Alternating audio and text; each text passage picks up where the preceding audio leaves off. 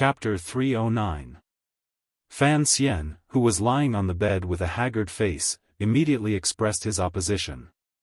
First of all, he did not have much confidence in his suturing skills. Second of all, he did not want his sister, who had always been clean and weak, to see his bloody chest and abdomen. Furthermore, he would have to touch it with his own hands. "Wanner, you leave as well," Fan Xian said in a hoarse voice. "Take your sister out." Wanner did not say anything. She only shook her head gently. Ruoruo insisted, "My hands are the most stable." Hearing Miss Fan speak so confidently, everyone, including the head of the third bureau, was surprised. Fan Xian looked at her. He saw that the girl's usually calm eyes were gradually filled with confidence. His heart skipped a beat. No one knew what he was thinking, but a faint smile appeared on his pale face. "It will be very disgusting later, and you are my family. Logically speaking, should not choose you, but since you insist, then you can stay." After saying so much, he felt a little tired.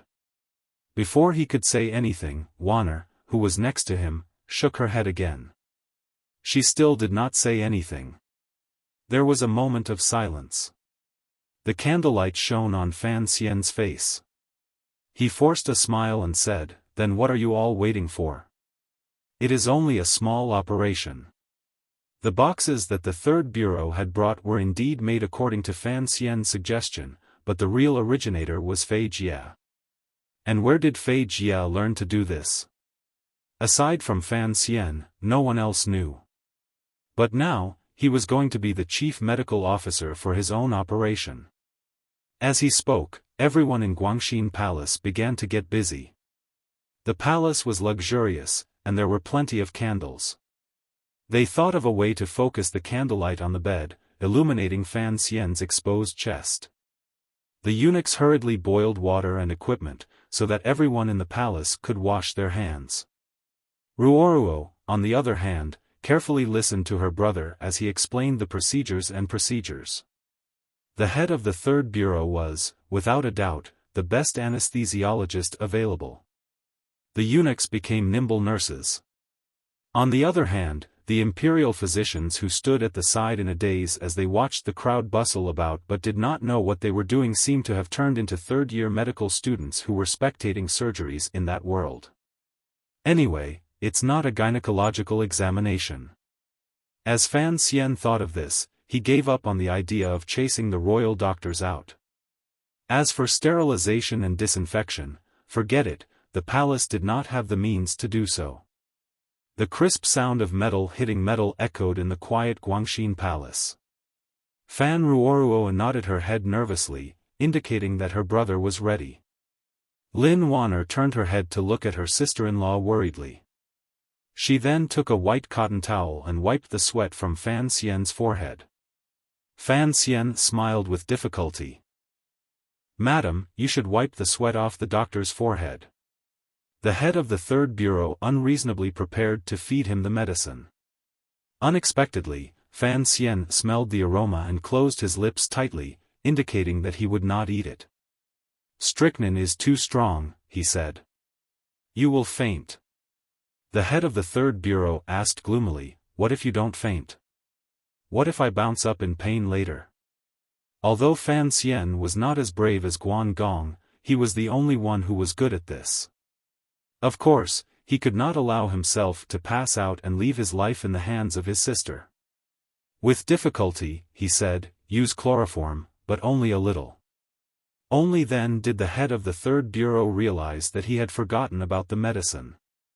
It was he who had recommended it to Fan Xian in the spring, but Fan Xian had used it on his travels north and south.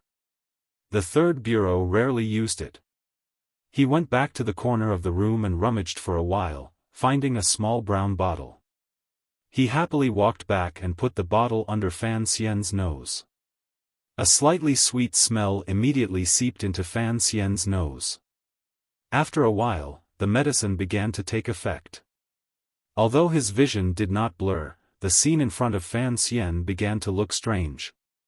It was as if he could see two pictures at the same time. One was his sister holding a sharp plier-like instrument and looking at him worriedly. The other was, many, many years ago, in a magical place called a hospital, where a familiar and beautiful nurse was talking to him. His state of mind was much firmer than that of the average person.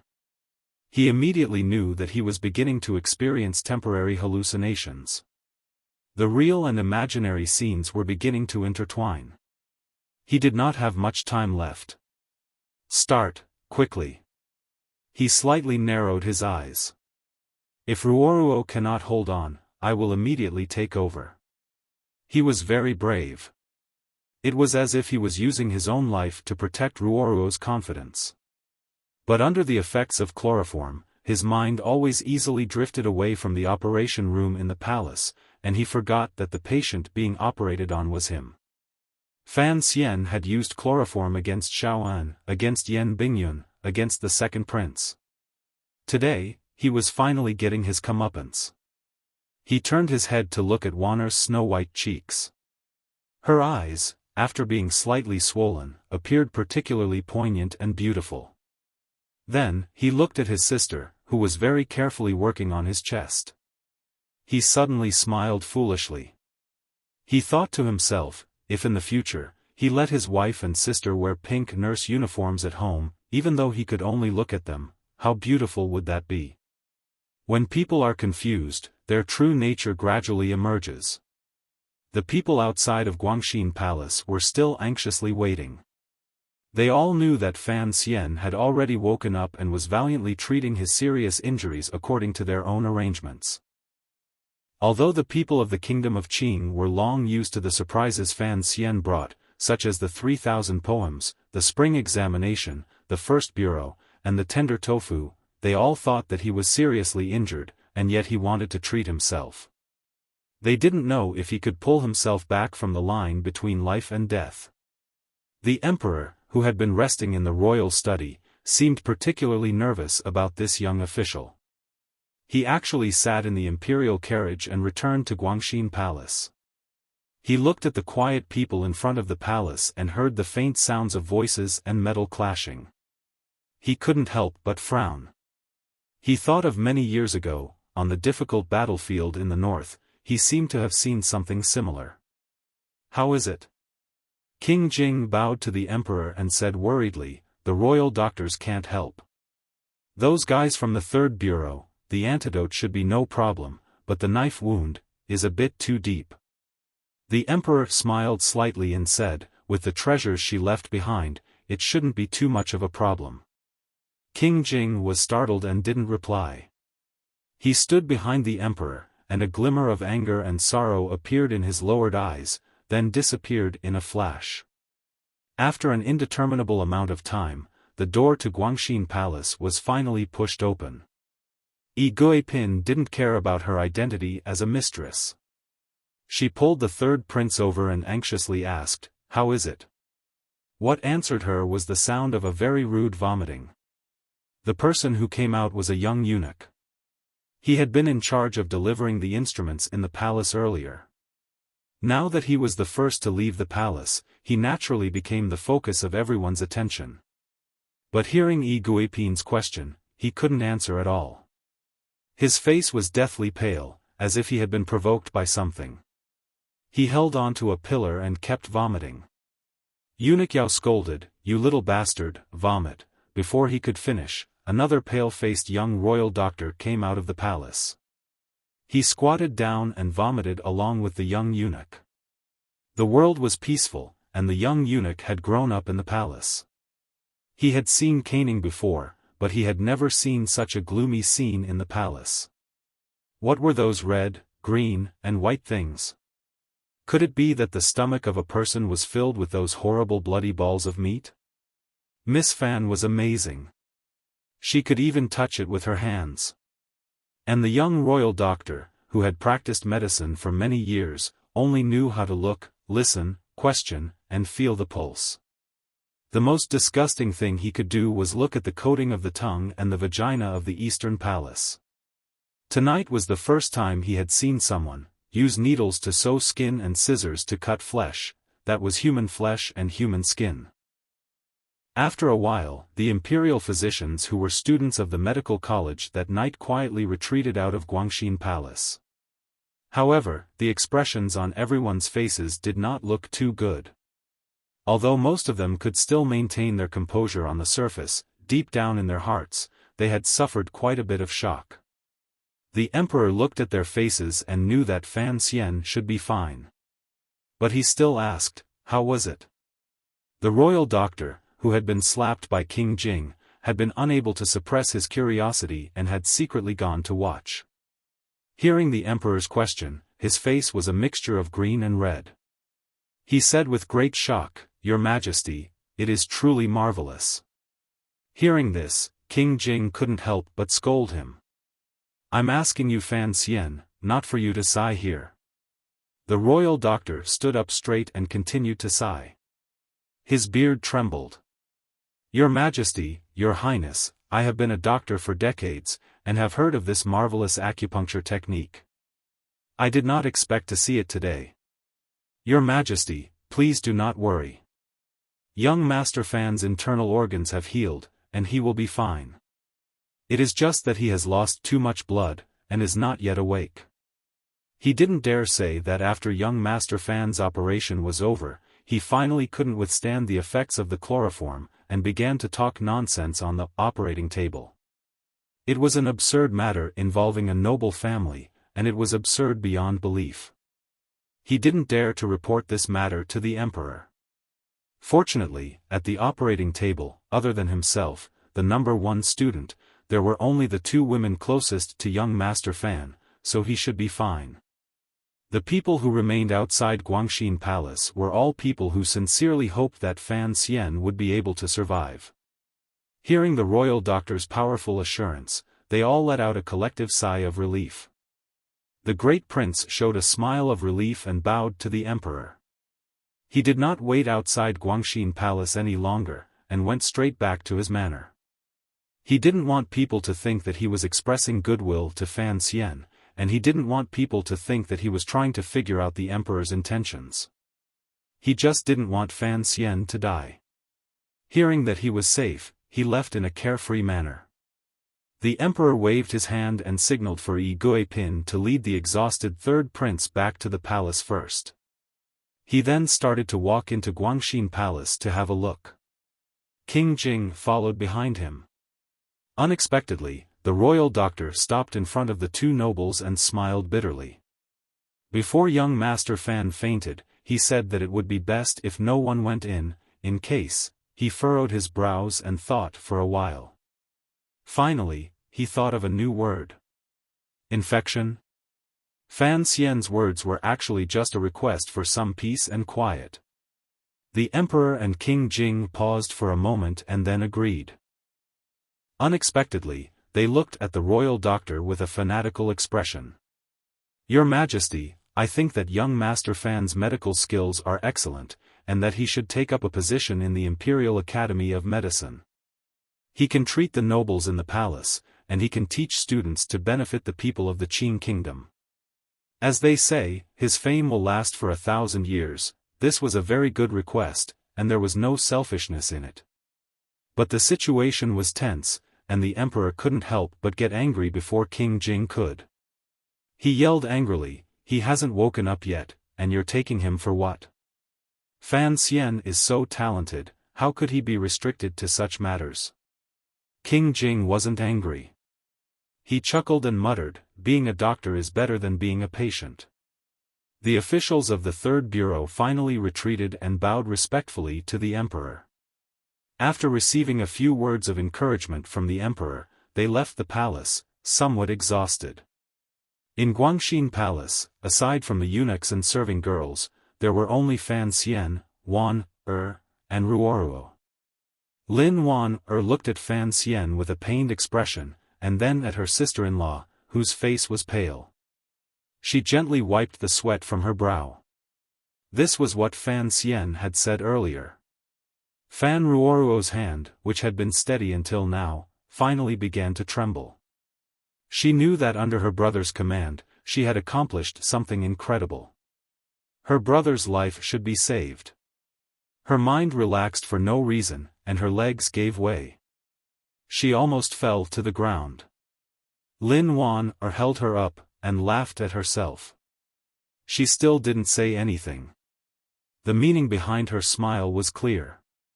The chicken leg girl felt that everyone around her could help Fan Xian in some way, and only she could forever be a bystander, unable to do anything. Sister-in-law.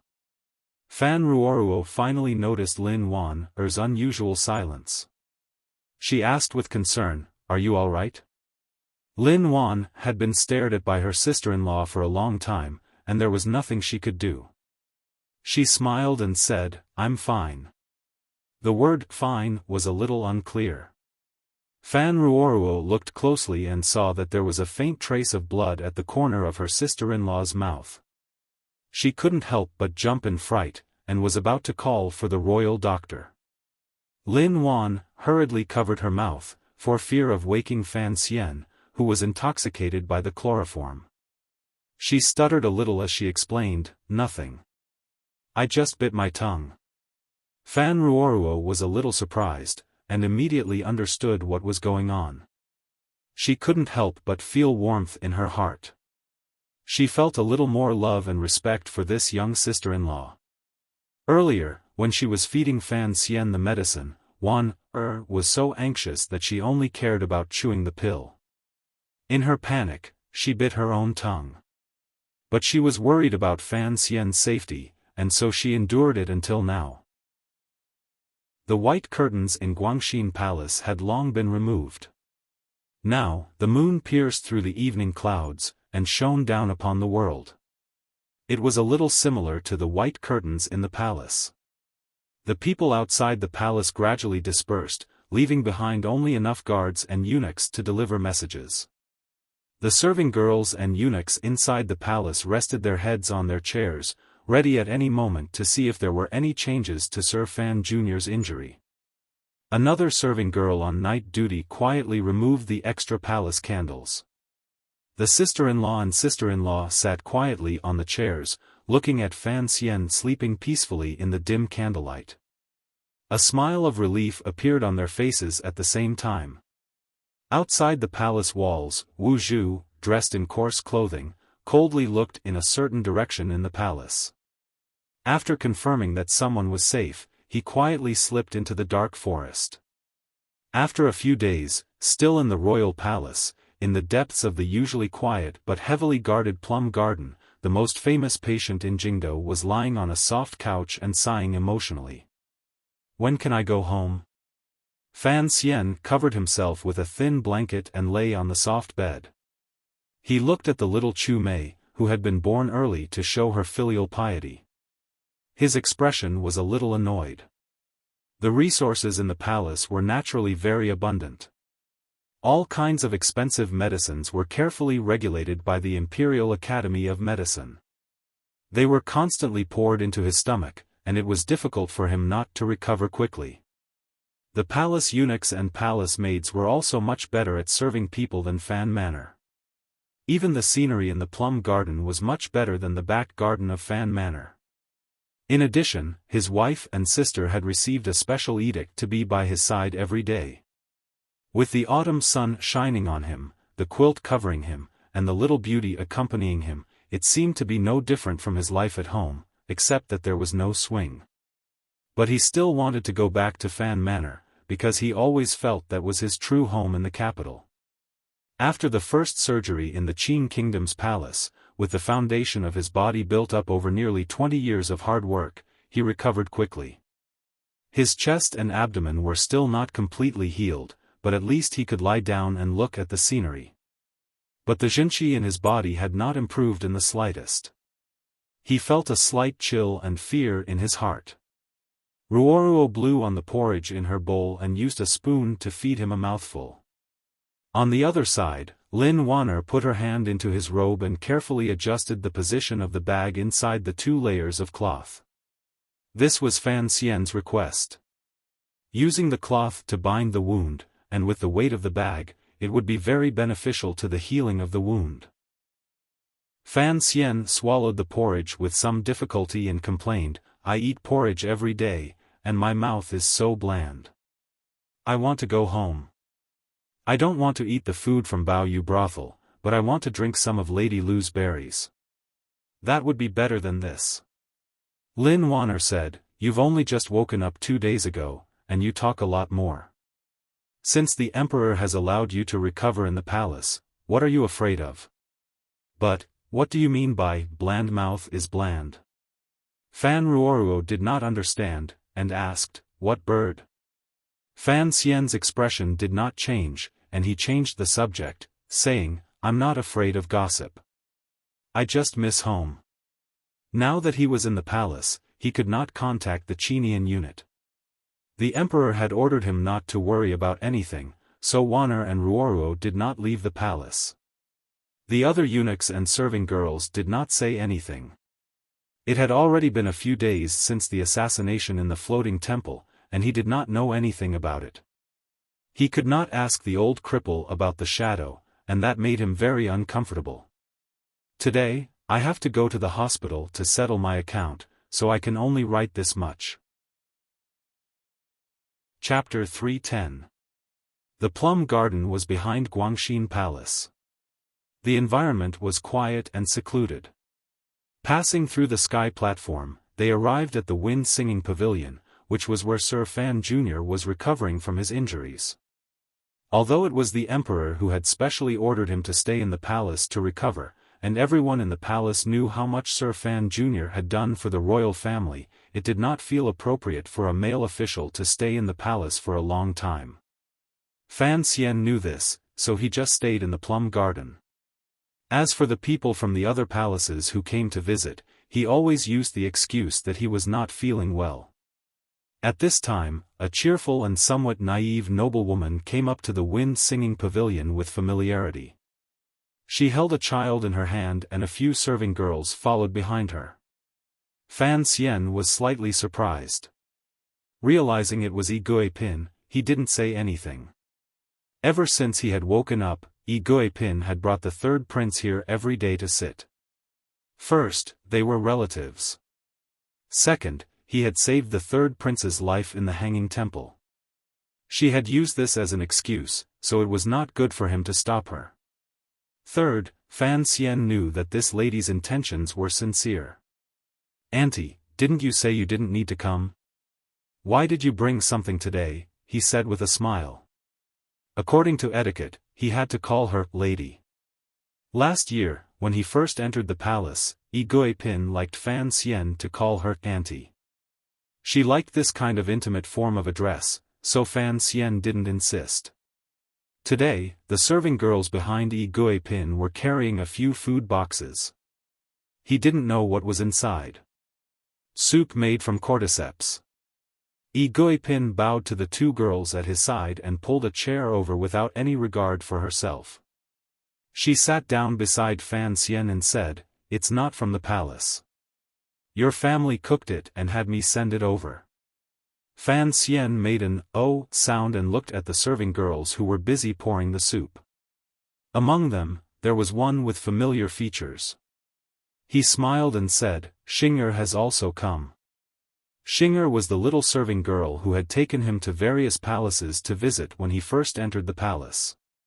She had not expected that Sir Fan Jr. would still remember her. Involuntarily, she blushed slightly and made a sound as small as a mosquito.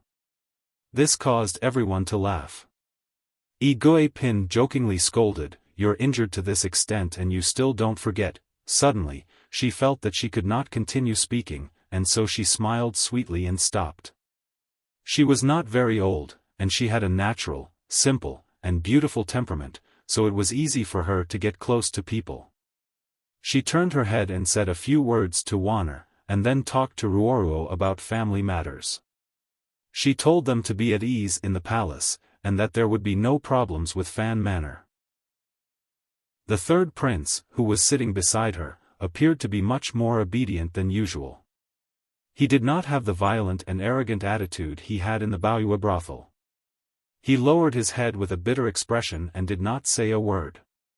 He only occasionally raised his head and sneaked a glance at the patient on the bed. What happened in the floating temple had already made him let go of the anger he felt toward Fan Xian in the Baoyu house. After all, at that time, aside from his big cousin, no one else cared about his life or death, including his two brothers. They only cared about saving their father. At that time, if Fan Xian had not been there, he feared that his little life would have been cut short by the hands of that 9th-level assassin. No matter how precocious an 8-year-old child was, in the end, he was only at an age where he could judge who was close to him based purely on his likes and dislikes. The third prince looked at Fan Xian's pale face and thought of Fan Xian blocking in front of him at the hanging temple. Fan Xian's incomparably confident and heroic manner made him feel an indescribable sense of respect in his heart. Wanner glanced at the third prince and asked with surprise, "Third prince, why are you so quiet today?" The third prince laughed and said, "Sister Chen, it's nothing." Wanner became even more awkward and smiled. "It's as if you've changed into a different person." Yi Guipin glanced at her son with heartache and said, "If it wasn't for Fan Xian, I'm afraid this kid wouldn't even have his life. After such a big fright, it's best if he behaved himself." Fan Xian lay on the bed and couldn't turn his head. He could only watch these women and children talk out of the corner of his eye. With Xing serving him, he slowly drank a bowl of soup made from cordyceps. When Xing took back the bowl, she quickly squeezed the palm of his hand. Her fingertips were incomparably soft and smooth. Fan Xian was slightly startled. He knew that this little serving girl would certainly not tease him at this time. He understood that Yi Guipin must have something to say to him in private. He paused and then said, "Take the third prince to walk around the garden. Sister, you should come as well." The sister-in-law and sister-in-law looked at each other and knew that he had something to say to Yi Guipin. They slowly rose and pulled the reluctant third prince into the depths of the garden. On the way, they also took the eunuchs and serving girls who served at the side. At this time, only Fan Xian and Yi Guipin were left in the wind-singing pavilion. However, it was not convenient for a young official to be alone with a young lady, so Xing conscientiously stayed behind. Fan Xian turned his head with some difficulty and glanced at Xing Yi Guipin understood and smiled slightly. "She's a little girl from home. She's not afraid. Auntie." Fan Xian forced a smile. "What is it now that you need to be so careful?" "I've been heavily injured and just woke up 2 days ago." Yi Guipin waved her handkerchief and smiled. "If I don't come to find you, don't you want to find me?" There was not a hint of warmth in her words, but she knew that Fan Xian wanted to know what was going on outside the palace. The assassination attempt in the floating temple was very strange. Not only were the masters in the palace anxious, but the officials outside the palace were also very uneasy. Even the common people in the capital were talking about it, and they felt that it was very strange. At the dining tables and in the wine shops, people were cursing the assassins and quietly guessing the assassins' true origins. They came up with hundreds of answers.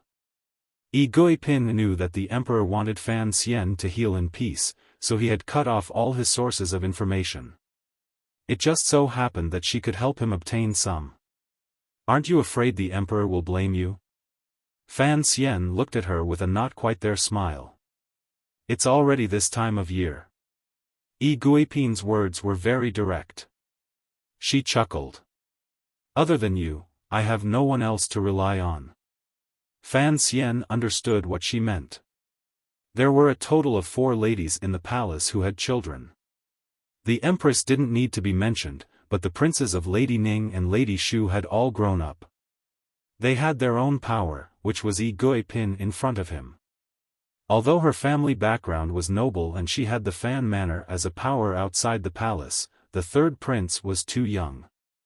After a moment of silence, he recounted the scene in the hanging temple. Although she had already heard it from her son's mouth, Yi Guipin was still very worried. Her hands gripped her handkerchief tightly. It was as if she was worried that the assassin hidden among the guards would kill her son with one blow. After listening to it, she said in a hateful voice, "How could there be an assassin hiding among the guards? I've thoroughly investigated all 3 generations of the guards in the palace. It shouldn't be targeted at the old." Fan Xian smiled. "Can I call him the 3rd prince? You're the older brother. Of course, you can call him that. It's not targeted at the 3rd prince." Fan Xian quietly explained. "Perhaps the assassin will kill the 3rd prince, but the emperor is still his true goal. And, don't worry. Although the crown prince is a bit worried about the power of the family, and my relationship with the 2nd prince is not very good, the 3rd prince is still too young. He shouldn't be the first target." To say these words in the palace was indeed a bit bold. Although there was no one around the wind-singing pavilion eavesdropping, Yi Guipin's expression still changed. She smiled unnaturally. What she was most worried about was whether there were people in the palace who had ill intentions toward her son. Hearing Fan Xian's explanation, she relaxed a great deal. She then began to tell the Fan Manor in a quiet voice about the situation of the investigation outside the palace. Fan Xian didn't know the progress of the investigation. Because of her paternal family, she had many spies outside the palace. What she found was pretty much the truth. Gong Jian has already been captured. Fan Xian made a light sound of acknowledgement and did not reveal the shock in the depths of his heart. Yi Guipin used the word, captured. It meant that the court had already decided on this matter. However, it was not strange. As the commander of the imperial army and the head of the guards, when the assassination happened in the Hanging Temple, he was not at the emperor's side. Just this reason alone was enough to trample Commander Gong to the ground. In addition, countless feet would step on him and make it so that he would never be able to rise again. What Fan Xian was more interested in was what this extremely muddle-headed commander was doing at the time. He was in Luozhou, 40 li to the south of the capital. Using his own words, he went to do something by imperial edict. As Yi Guipin spoke, she revealed a confused expression. Even if Gong Jian wanted to absolve himself of a crime, he could not say, by imperial edict. Once these words reached the emperor, it would immediately be seen through. As for what he went to do, the Overwatch Council interrogated him for 2 days and still did not explain clearly. Fan Xian involuntarily sucked in a cold breath and sighed. "I always knew Gong Jian was an honest person, but I did not expect him to be so stupid." Fan Xian shook his head and sighed. Since it was not the emperor's edict for him to go to Luozhou to do something, then it must be that person. However, the problem is that an assassination had occurred. How could he bring that person out as a reinforcement? Even if he brought it out, the emperor would not admit it. I'm afraid he would die even faster. Yi Guipin still could not get used to Fan Xian's straightforward and bold words.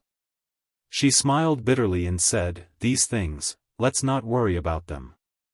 "Yes, we have no right to care." Fan Xian sighed. The Yi family is going to be in big trouble this time. Has the identity of the assassin been investigated? The first assassin to act was the 9th-level ace who died. A glimmer of lingering fear flashed through Yi Guipin's eyes. I heard it was an assassin from the manor of the left virtuous prince of Shihu. He has already infiltrated Qing Kingdom for 14 years. How did he get involved with Shihu? Fan Xian asked with surprise. How could a Hu person work in the palace for so long without being discovered? This Hu person has a powerful background.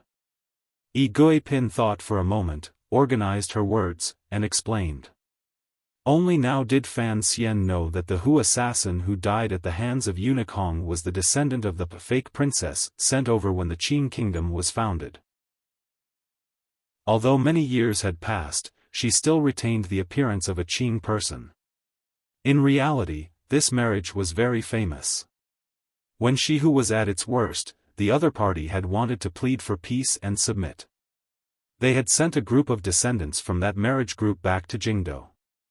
However, the Qing people firmly refused their submission. That group later miserably returned to Shihu. No one expected that they would leave an ace in Jingdo and choose this time to explode. How did he sneak into the palace to become a guard? Who did the procedures? The person who did it died a long time ago. Yi Guipin furrowed her brows. So it has become an unsolved case. Fan Xian raised a finger in his heart. He had finally touched upon a three-dimensional aspect of this matter. The eunuch is still alive. Given the methods of the Overwatch Council, they should be able to find out, he said in a low voice. Yi Guipin nodded. They have investigated very clearly. The eunuch is the descendant of a nobleman who died in that storm in Jingdo 15 years ago. Back then, too many people died in Jingdo, so a servant from the nobleman's manor carried him and escaped. At the time, he had just been born, so he was not recorded in the register. The servant must have committed suicide, and then the baby was adopted by a farmer in the suburbs of Jingdo. Later, he entered the palace from the palace. How did the dagger get hidden there? Fan Xian thought that this was the real problem. The eunuch should not have been able to create this kind of arrangement. Yi Guipin's next words overturned Fan Xian's thoughts. 3 years ago, the eunuch was responsible for cleaning the top floor of the Hanging Temple before the chrysanthemum viewing party. It was at that time that he hid the dagger. The Overwatch Council has already found the owner of the dagger and confirmed the time. Fan Xian furrowed his brows. Since the eunuch was a remnant of that bloody night 15 years ago, he knew that bloody night. It was done by the emperor, Chen Pingping, and his father to avenge his mother. At that time, the largest nobles in the Qing kingdom were all uprooted. Who knew how many people died in Jingdo? Even the empress's family was cut down until not a single leaf was left, leaving her alone to guard the palace. Who knew what this eunuch's background represented? Shihu, noblemen, these people had the motive and courage to assassinate the emperor, but how did they get together? Did the Yi family have any reaction? Fan Xian asked seriously. What kind of reaction could there be? Yi Guipin smiled and shook her head. Yi Zhong submitted 8 memorials asking for forgiveness. He did not dare return to Dingzhou and stayed in his manor. Even the guards in his manor were handed over to the Jingdo government to manage. He was careful and cautious. Let's see how the emperor handles this. The emperor? Fan Xian also smiled. Let's see if Yi Luyun returns to Jingdo. The two of them were about to say something when they suddenly heard faint voices coming from the corner of the plum garden. They fell silent and began to talk about other things. First, Fan Xian expressed his apologies to Duke Yi's manor for what had happened to the Baoyu brothel. Yi Guipin, on behalf of the House of Duke, thanked Fan Xian for his bravery in disciplining the children. He had prevented the future of the House of Duke from slipping into an unpredictable abyss. The host and guest chatted happily and then said their goodbyes. What did they say? Wana watched Yi Guipin lead the third prince out of the garden. She curiously asked, "This lady has always been happy in the palace. Why does she look so nervous today?" Fan Xian smiled and said, "The child has grown up. As a mother, how can I still be like before? When we have children in the future, you'll understand." Lin Wanner's expression became awkward. She then remembered that her stomach had not moved. However, her husband was injured, so she couldn't say much. She could only force a smile and change the topic. "How is it outside? Has it turned the world upside down?" Fan Xian quietly told them the news Yi Guipin brought. He glanced at the eunuchs and serving girls not far away and said, "The wind is a bit cold. Let's go back to the room." They knew some things were not convenient to say in front of the palace servants. Wanner and Ruoruo nodded and ordered the eunuchs to come and lift the bed. After returning to the room, Fan Xian lay down on the large bed. He opened his eyes and looked at the top of the bed. No one knew what he was thinking.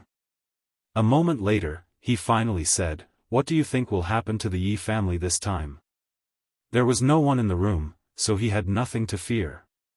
He directly said, Gong Dian must have received an edict to go to Luozhou.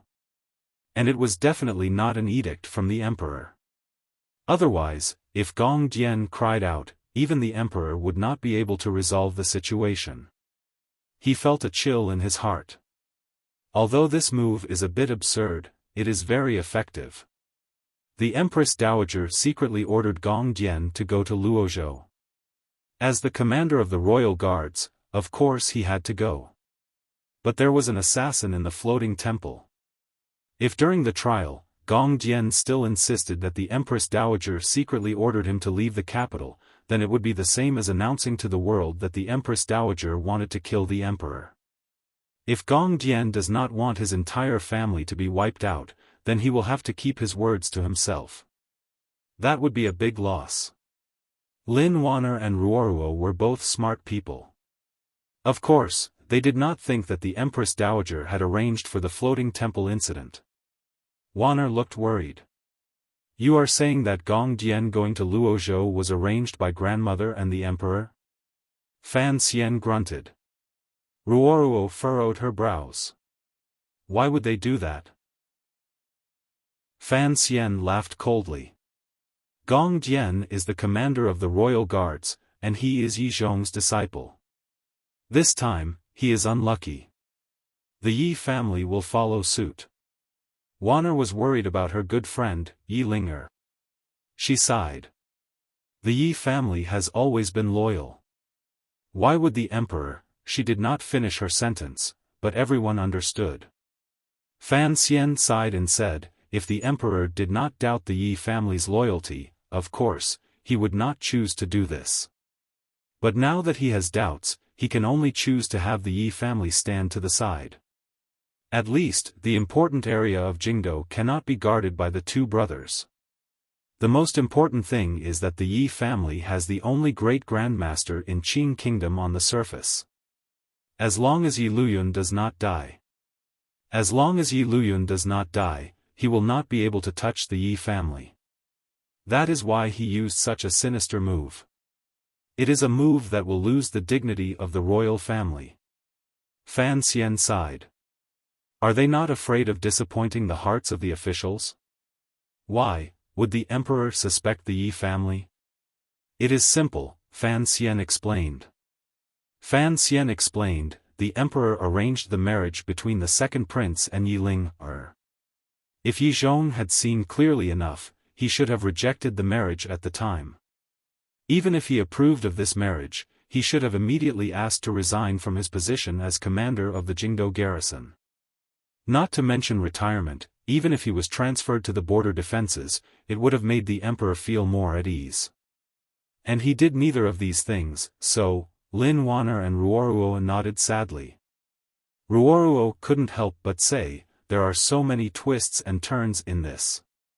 When I was in northern Qi, I guessed that this day would come, Fan Xian said. I just did not think the emperor would use such a petty method. Wanner suddenly said, it looks like the assassination in the Hanging Temple was something the emperor expected? Fan Xian looked at her and nodded. I just don't know if everything is in the calculations, or if His Majesty had only planned one of them. Lin Wanner looked back into his eyes and slowly said, the emperor does not like to take risks, so, at most, he will set a fire. The husband and wife looked at each other silently for a long time. It seemed that they were both afraid. If the fire in the Hanging Temple was arranged by the emperor, then who arranged the subsequent chain of attacks?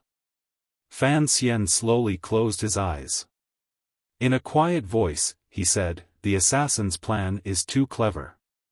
So clever that I don't believe this is a plan that one organization, or perhaps several organizations, could come up with. It was just a coincidence, he continued. He continued to say, the assassins who were hiding in the palace suddenly realized that the situation in the floating temple was very suitable for them to suddenly explode. So, without any discussion, and without any premeditated planning, a series of assassinations suddenly erupted. In the end, he said to himself, it is clear that this is a trap. It is a trap that completely exceeded the emperor's expectations. In a gloomy building not far from the palace, Chen Pingping sat in his wheelchair and didn't say a word. The 7 heads below him were also silent. They didn't know what to say. The emperor was assassinated. Other than the imperial army, who had to bear the greatest responsibility, the Overwatch Council also had to bear the consequences. If the commissioner, who was lying in the palace, had not saved the situation, perhaps the Overwatch Council would have been like the Yi family, waiting for the palace to need them. Yan Bingyun, who had officially become the head of the 4th Bureau, coldly opened his mouth and broke the silence in the secret room. The assassin buried among the guards in Shi Lake, the eunuch who survived the bloody night 15 years ago, and the brother of the legendary Siga sword. It is impossible for these people to come together to plan such a situation. Furthermore, we still haven't found out who set the fire. According to news from various places, the brocade guard of Northern Qi is currently in chaos. They have no time to plan this. Dongyi has also shown no signs of planning this. The acting head of the 6th Bureau also coldly opened his mouth. Furthermore, Sigu Jian has a younger brother. This is only a matter of legend. No one knows if this person truly exists. The 2nd Bureau of the Overwatch Council was responsible for gathering and analyzing intelligence reports. The leader wore an expression of apology and said shamefully, "There is no intelligence at all. Although it is my dereliction of duty, I thought that in order to plan such a killing trap, the flow of intelligence was essential. We would have caught some clues, but there is not a single one. I can only think that the parties involved in the assassination did not have any real contact. I would even boldly say that the assassins did not know each other." Sitting in his wheelchair, Chen Pingping slowly opened his eyes and looked at his subordinates with a somewhat muddy gaze. He thought to himself, the emperor ordered people to set the fire. Of course, they could not be caught. As for the assassin from Shihu and the daring eunuch, who knows where he came from? The emperor and I are not real gods. This is a plot of immortals. The old man yawned. It was just a coincidence. There is not so much to think about. I am not in a good mood. The post in the book review section that was suitable for pregnant women has disappeared. I don't know if I made a mistake or something. I have been looking for it for a long time and have not been able to find it. Chapter 311. Please throw away the notes on the Overwatch Council's regulations and turn to the last page of the Overwatch Council's internal reference material, Volume 5. The 5th volume was a summary of the cases of the Overwatch Council over the years. It copied the analysis and summaries of the various representative cases of the last few decades. Aimed at the various cases, it explained in detail the origins of the planning, the brewing process, the influence of the variables, and the final result. There were many cases in the 5th volume. With the help of the Overwatch Council's intelligence network, as well as the relevant evidence found in the cases, it was enough to explain most of the so-called conspiracies in the world. It was enough to find the true cause of the events, as well as the procedures in between, because in reality, humans were far less imaginative than they thought they were. But there was also a type of case where people could only dig up one or two sides of the story, and could not explain everything. That was the 3 words written on the last page of Volume 5, 3 words that Fan Xian and Chen Pingping were very familiar with. A fairy trap. A fairy trap referred to a situation in which there were variables that could not be determined by common sense, resulting in a situation that even the gods could not predict. For example, when Chen Pingping led the Black Knights in a 1,000-mile assault deep into the northern Wei Kingdom, they captured Xiaofan, who had secretly returned to his hometown to attend his son's wedding. The Overwatch Council had already calculated all the details, and had even calculated that they would have to pay a heavy price. But at the wedding, Xiaofan did not actually drink the fine wine that Fei Jia had meticulously prepared. The Northern Wei spy chief controlled his food and drink, and everything else around him, with a calm, almost callous degree. But just when the people of Qing thought that this conspiracy could not proceed as planned, the story took an unimaginable turn. Xiaofan heard the noise coming from the bridal chamber and began to feel depressed. He began to drink to drown his sorrows. Coincidentally, the captain of the bodyguards responsible for guarding the leather pouch for him had not been able to resist his craving for wine during the journey and had already finished it.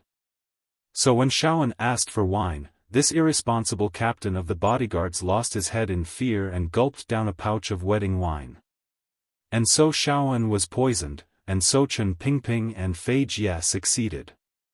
And it was not until a long time later that Chen Pingping and the others learned that the reason Xiaofan was so depressed was because his son was impotent. This kind of variable did not exist in the plan, but it had a great impact on the situation.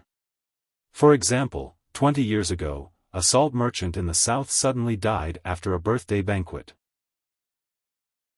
The Ministry of Justice had never been able to find the cause of the case, so they handed it over to the 4th Bureau of the Overwatch Council.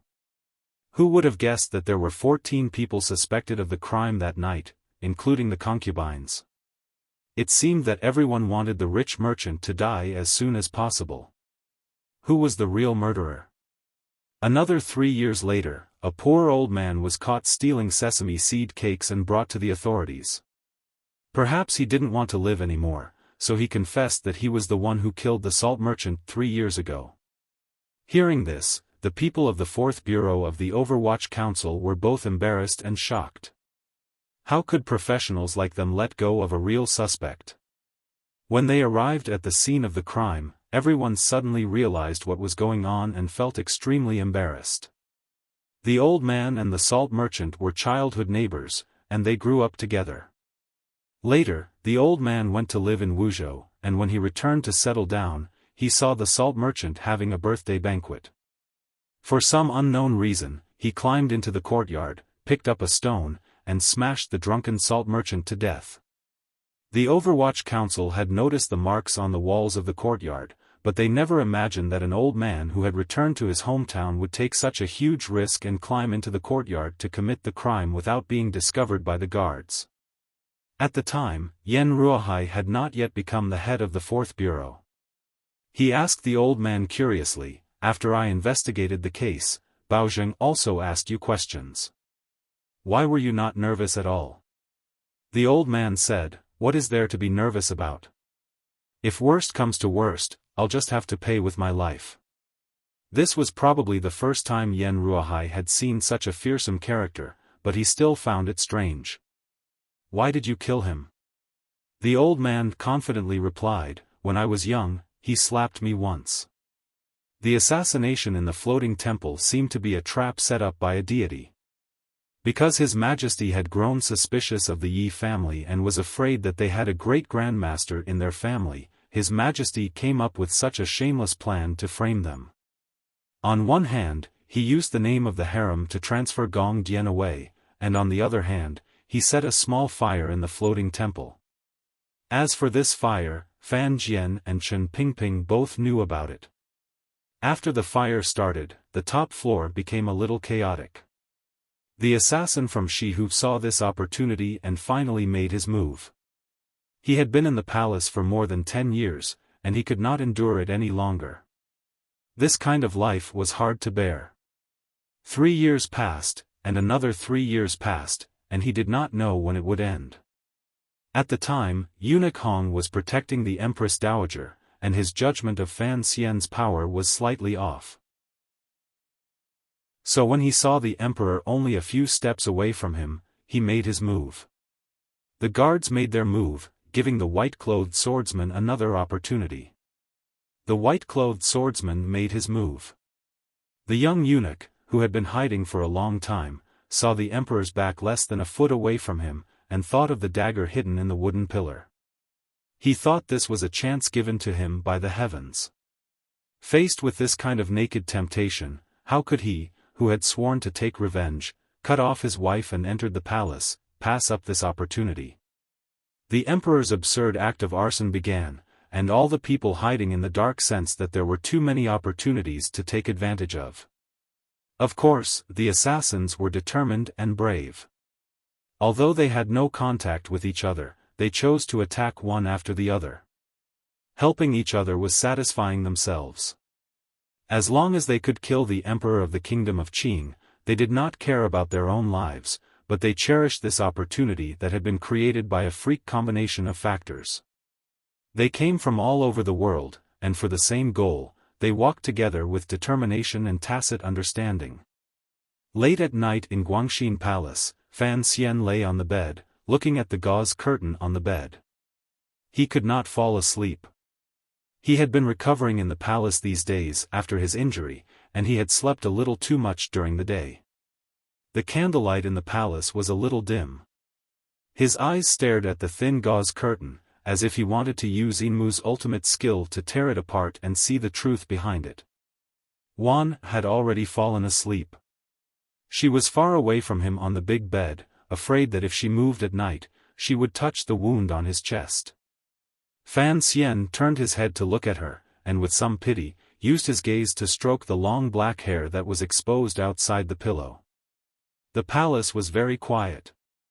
The eunuchs were all asleep, and the serving girls on night duty were resting on square stools. Fan Xian turned his gaze to the sky again, and began to talk to himself. His lips opened and closed slightly, but he did not make a single sound. He was asking himself, and at the same time, sorting out the ins and outs of this matter. The assassin from Shihu, the hidden eunuch, these are all people who have left behind evidence, so there shouldn't be any problems with the Overwatch Council's judgment. In the dark night, his lips opened and closed noiselessly, looking somewhat strange. But what about the shadow? Other than myself, probably no one knows that the white-clothed swordsman is the head of the 6th Bureau, the most powerful assassin in the Qing Kingdom, the Shadow, who has lived in the darkness for many years and has never been seen by anyone. His eyebrows twisted in a rather attractive manner. An immortal trap? I think this immortal must be a cripple.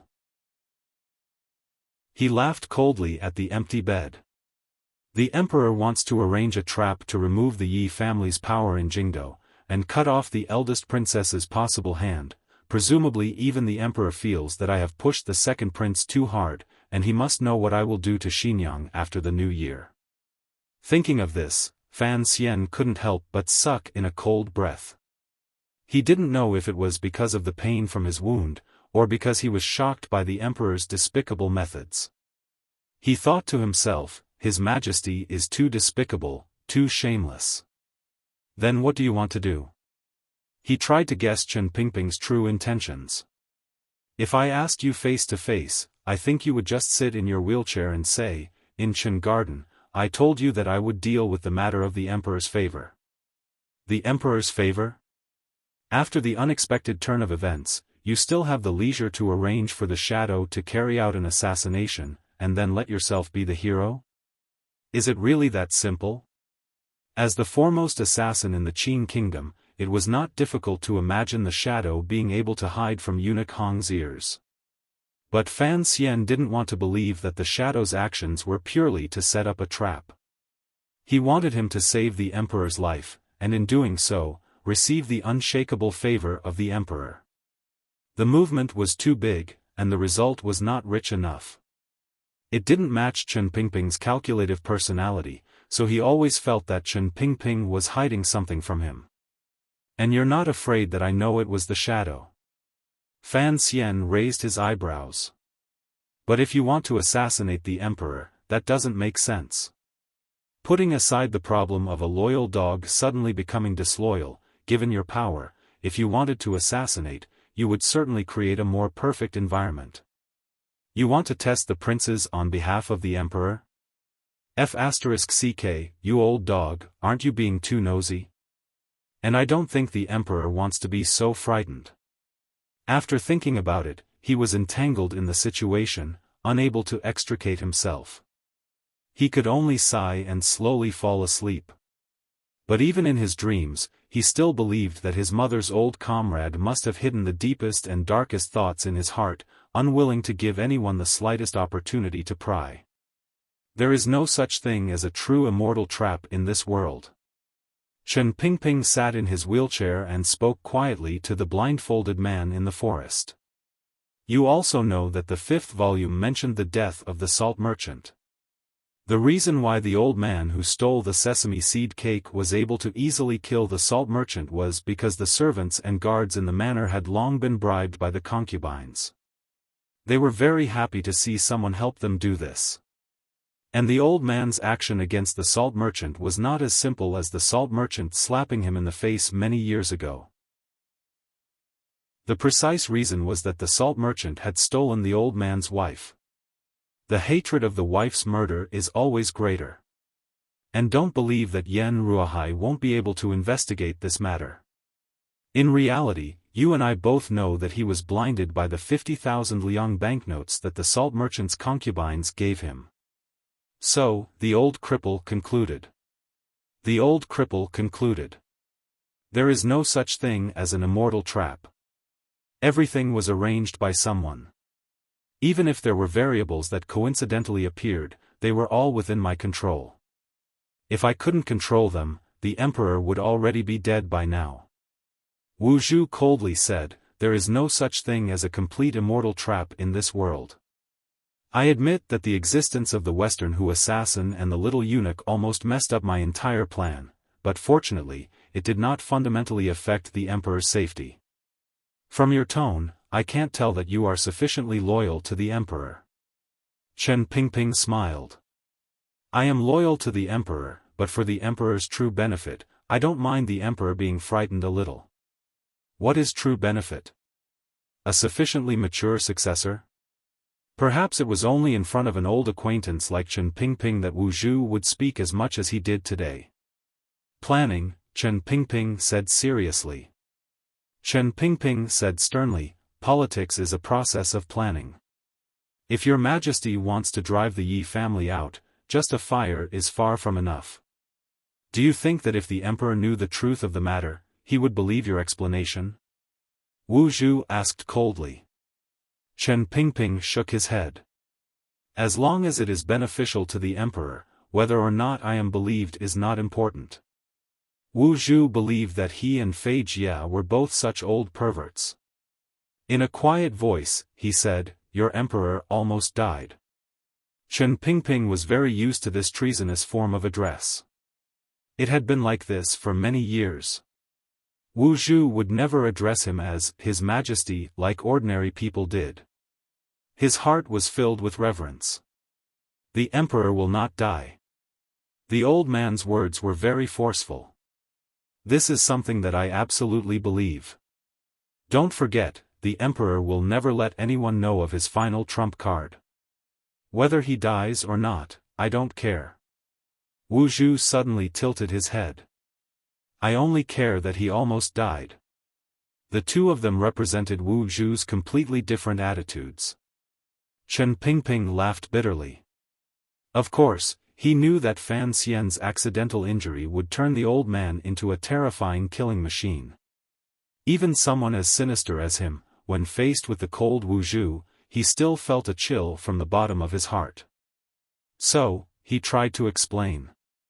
Fan Xian was worried that the emperor would grow suspicious of him because of his rapid rise to power, so I arranged this matter to solve his doubts once and for all. Of course, I arranged the beginning of the story, but I didn't guess the end. He smiled slightly, as if he was very proud that he still remembered the lady's catchphrase. Although this has a lot to do with the shadow, he always wants to fight you, but you won't give him the chance. So, it's rare for him to have a chance to fight your personal disciple, and he is a bit reluctant to do so. Of course, if Fan Xian hadn't chased after you and suffered such heavy injuries, this matter would not have had much meaning. Wu Zhu suddenly said, very abruptly, you let the shadow come back. I gave him the chance to fight me. This cold joke almost made Chen Pingping choke. After coughing for a long time, he spread out his hands and said, it was just an accident. Wu Zhu said straightforwardly, if it was an accident, why did he already escape before I came? Chen Pingping's wrinkled face was full of a bitter smile, and he coughed a lot before he calmed down. This was my arrangement, because I was worried that you would be unhappy and let something happen to him. You should know that I only have one truly useful person by my side. If you killed him, how could these old bones of mine continue to live? Wu Zhu said nothing. Only the black cloth fluttering in the night wind expressed his dissatisfaction. After I die, the shadow will be loyal to him. Chen Pingping very seriously stated his reward. Wu Zhu slightly tilted his head, as if considering whether or not Fan Xian would accept this compensation. After thinking for a while, based on his judgment, a person as lustful as Fan Xian would certainly be interested in a 9th-level super-strong assassin. He was silent for a while, and then said, "You found me in the south, saying that there was something fun to show me in the capital. Is this the show? Fan Xian always said that you were playing in the south, and I thought he was lying to me." "I didn't think you were really in the south," said Chen Pingping. "What a coincidence." Chen Pingping suddenly leaned forward. "I was going to let you watch the show, but I underestimated Fan Xian's power, and I underestimated Fan Jian's shamelessness. That old man knew that the fire was set by His Majesty, and so he rushed Fan Xian upstairs to save His Majesty." The old man laughed shrilly. "It's a pity that you didn't see it." Wu Zhu slowly raised his head. "You want to kill the Empress Dowager?" Chen Pingping shook his head. "After all, the Empress Dowager is Fan Xian's grandmother. Furthermore, although she watched from the side as the matter of the young lady happened and did not lend a hand to Taiping Courtyard, she did not personally participate in this matter. Up until now, what I have found is not enough to explain anything." Wu Zhu shook his head. "In the future, if you find something, or if I find something, no matter what Fan Xian does, I will do it." Chen Pingping knew what kind of determination and strength the words, "I will do it," represented, but he still shook his head firmly. Old 5, although you are the most terrifying person in the world, you still should not underestimate the true strength of a country, a palace. And since I am the director of the Overwatch Council, I must consider how the kingdom of Qing can be safely passed down. Don't forget, this is also the lady's last wish." He smiled. "So I will do these boring things. So what were you going to show me?" Chen Pingping suddenly sighed, and his voice sounded a little lonely. "Since this show has not yet begun, let's not talk about it now." Wu Zhu's reaction was not like that of an ordinary person's. It seemed that he had no interest in asking questions, and quickly turned around, ready to disappear into the darkness. "We haven't seen each other since you took the young master to Danzhou." Chen Pingping suddenly sighed behind him. "We haven't seen each other in 17 years, and you're leaving so soon?" Wu Zhu paused, and said 2 dry words. "Take care." Then, he really did disappear into the darkness. Given Wu Zhu's power and temperament, for him to say, "take care," was already a miraculous thing. At least, Chen Pingping felt a glimmer of warmth in his heart. The old servant of Chen Garden came over and pushed his wheelchair into the room. Chen Pingping seemed to be thinking about something.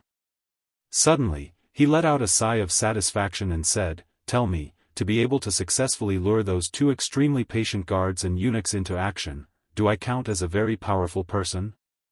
But I have to thank that assassin from Shihu. If he had seen Fan Xian go upstairs, he would have continued to lie in ambush, and this would have been very boring." The old servant smiled bitterly. "The director's calculations are flawless." Chen Pingping sighed. "I was born to be busy, and I never forget to pull out the nails for His Majesty. How could I compare to His Majesty?"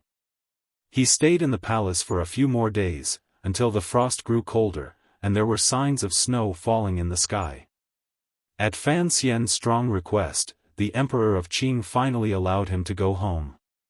After the rescue in the floating temple, anyone with eyes could see that Fan Xian had recovered from his injuries in the palace. The emperor was furious. From all these details, he found that Fan Xian had not only recovered to his original state, but it was even better than before. After all, he had used his own body to block a fatal sword. Even if it was an act of seeking favor, it was a favor that he had exchanged his life for. Not many people would be jealous of him, they were just jealous. On the day Fan Xian left the palace, all the palaces sent him generous gifts. Even the empress was no exception. The gifts from the second prince's mother, Lady Shu, were especially generous. Rumors spread through the palaces. Other than Ning Kai, who was generous, and Yi Gui Pin, who was close to the Fan family, no one dared to look down on this matter. Even the Empress Dowager had given Fan Xian the evil bead, which she had used for over a decade, so the concubines did not dare to be careless. Fan Xian was half lying in the carriage. Although the wound on his chest had not completely healed, he could at least turn over a little. He lifted a corner of the curtain and looked at the perfectly round pearl in his hand with the help of the sunlight. He narrowed his eyes and thought, could it be that the real grandmother has finally accepted my existence? Along the way, Lin Wan and Ruoruo were the happiest. After staying in the palace for so many days, they were rather bored. Furthermore, Fan Xian's wounds were getting better each day, which made them feel much more at ease. The carriage arrived at the front gate of Fan Manor. Between the two stone lions, wooden boards had already been laid on the steps. The gate of Fan Manor opened wide, as if welcoming an imperial edict, and carefully ushered the carriage in. Normally, a carriage could not enter the manor directly from the front gate, but the young master was so injured that it had to be arranged properly. The carriage drove directly to the back of the manor, and Teng Zijing and a few others carefully lifted Fan Xian down. Cici carefully guarded him. She did not have the right to enter the palace, and had been worried sick at home. Fan Xian looked at her blushing cheeks and laughed a little. He turned his head and saw his father and Lady Lu. He saw the faint concern in his father's eyes, which was feigned calmness, and his heart warmed. He said quietly, "Father, I'm back. What the old cripple wants to do will be revealed in the 7th volume of Emperor of the Dynasty. The 6th volume is called Pleasure Before the Palace. Of course, after this, the old cripple will stay in the Chen garden to look at the beauties and not come out for 10,000 years. The true reason for the assassination in the Hanging Temple will not affect Fan Xian's happy life in any way. Of course, this paragraph does not count. To be continued. If you want to know what happened next, please go to www.cmfu.com, there are more chapters. Support the author and support the original reading. Chapter 312. The development of the matter did not exceed Fan Xian's expectations. The great grandmaster of the Qin kingdom, who traveled the world like a lone swan, still did not return to the capital. The Yi family quietly accepted the arrangement and was forced to separate themselves from the entire defense system of the capital. Of course, in the middle and lower levels of the arrangements, they still had some power left, but they were unable to make too big of a splash. They had already lost the power to directly influence the future of the court. If this had happened and Yi Luyun had returned to the capital, the seemingly solemn and amiable emperor in the palace would have shown his most ruthless side. Even if it meant damaging the strength of the Qin kingdom, he would have eliminated the Yi family. A noble family that controlled the capital and was about to marry a prince. Most importantly, they had the support of a great grandmaster.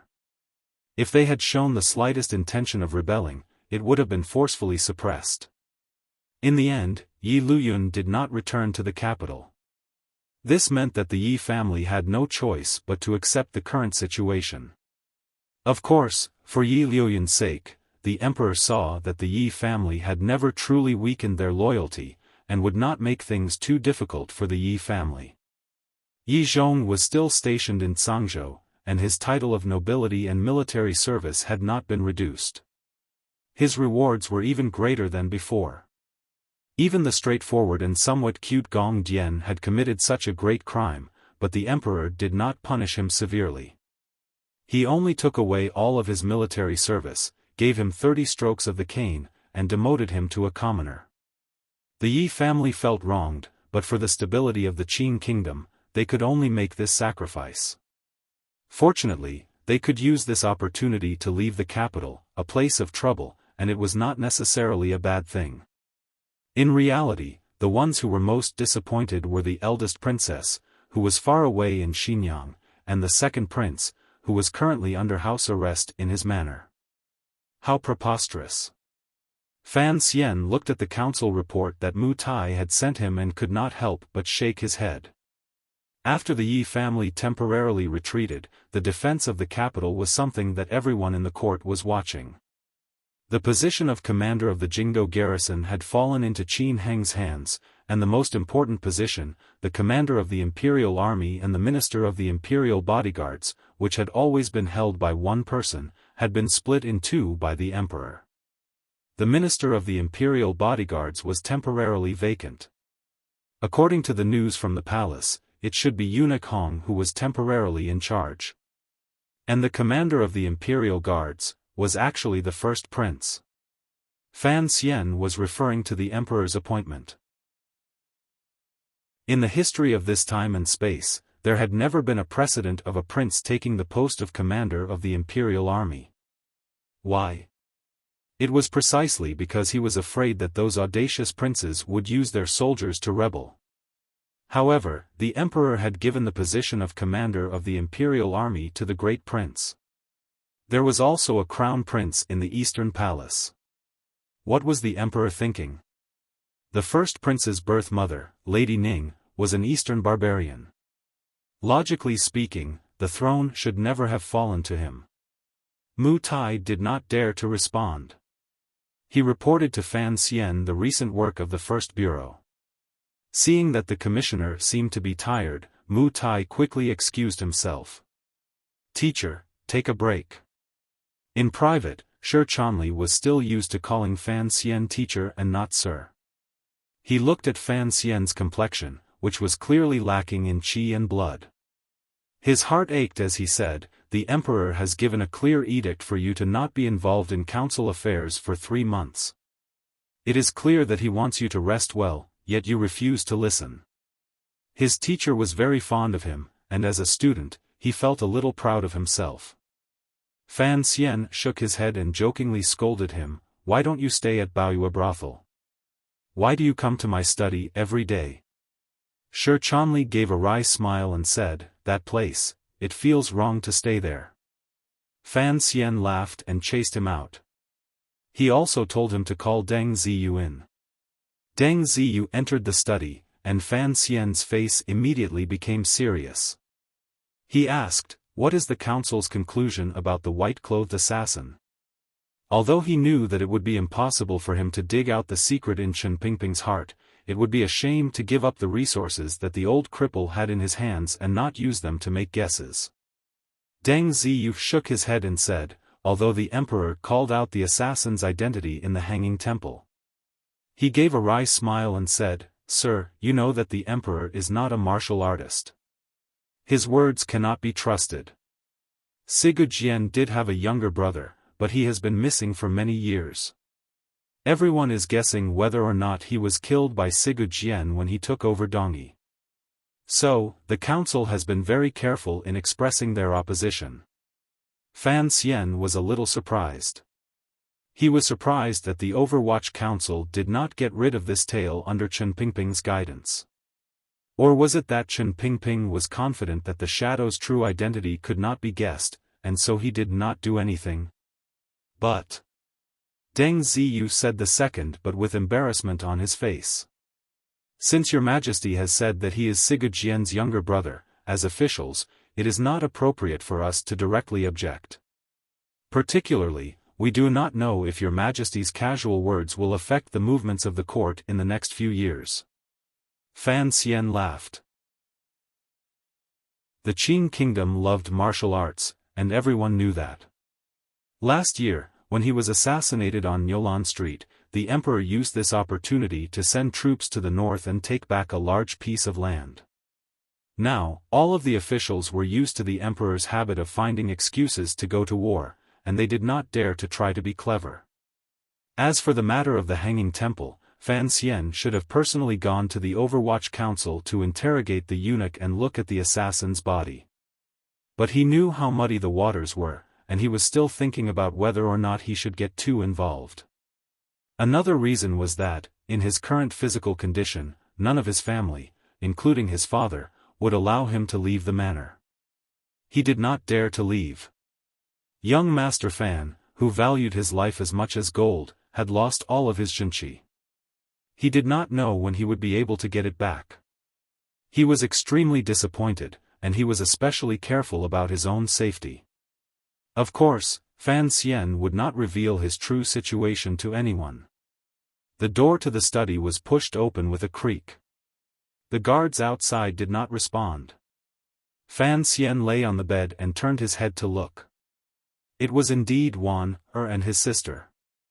Deng Ziyu saw the faint anger on the faces of his wife and daughter, and he knew it was time for him to leave. He bowed and respectfully retreated. Fan Xian wanted him to tell Bingyun to come to the manor, but he did not have the opportunity to do so. You said you would take care of yourself, but you just don't want to. The sister-in-law and sister-in-law worked together to change his dressing and feed him medicine. They also tried to persuade him.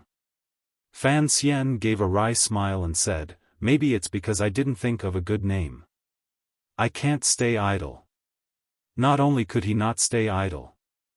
Ever since Fan Xian left the palace and returned home, the Fan Manor became the busiest place in the capital.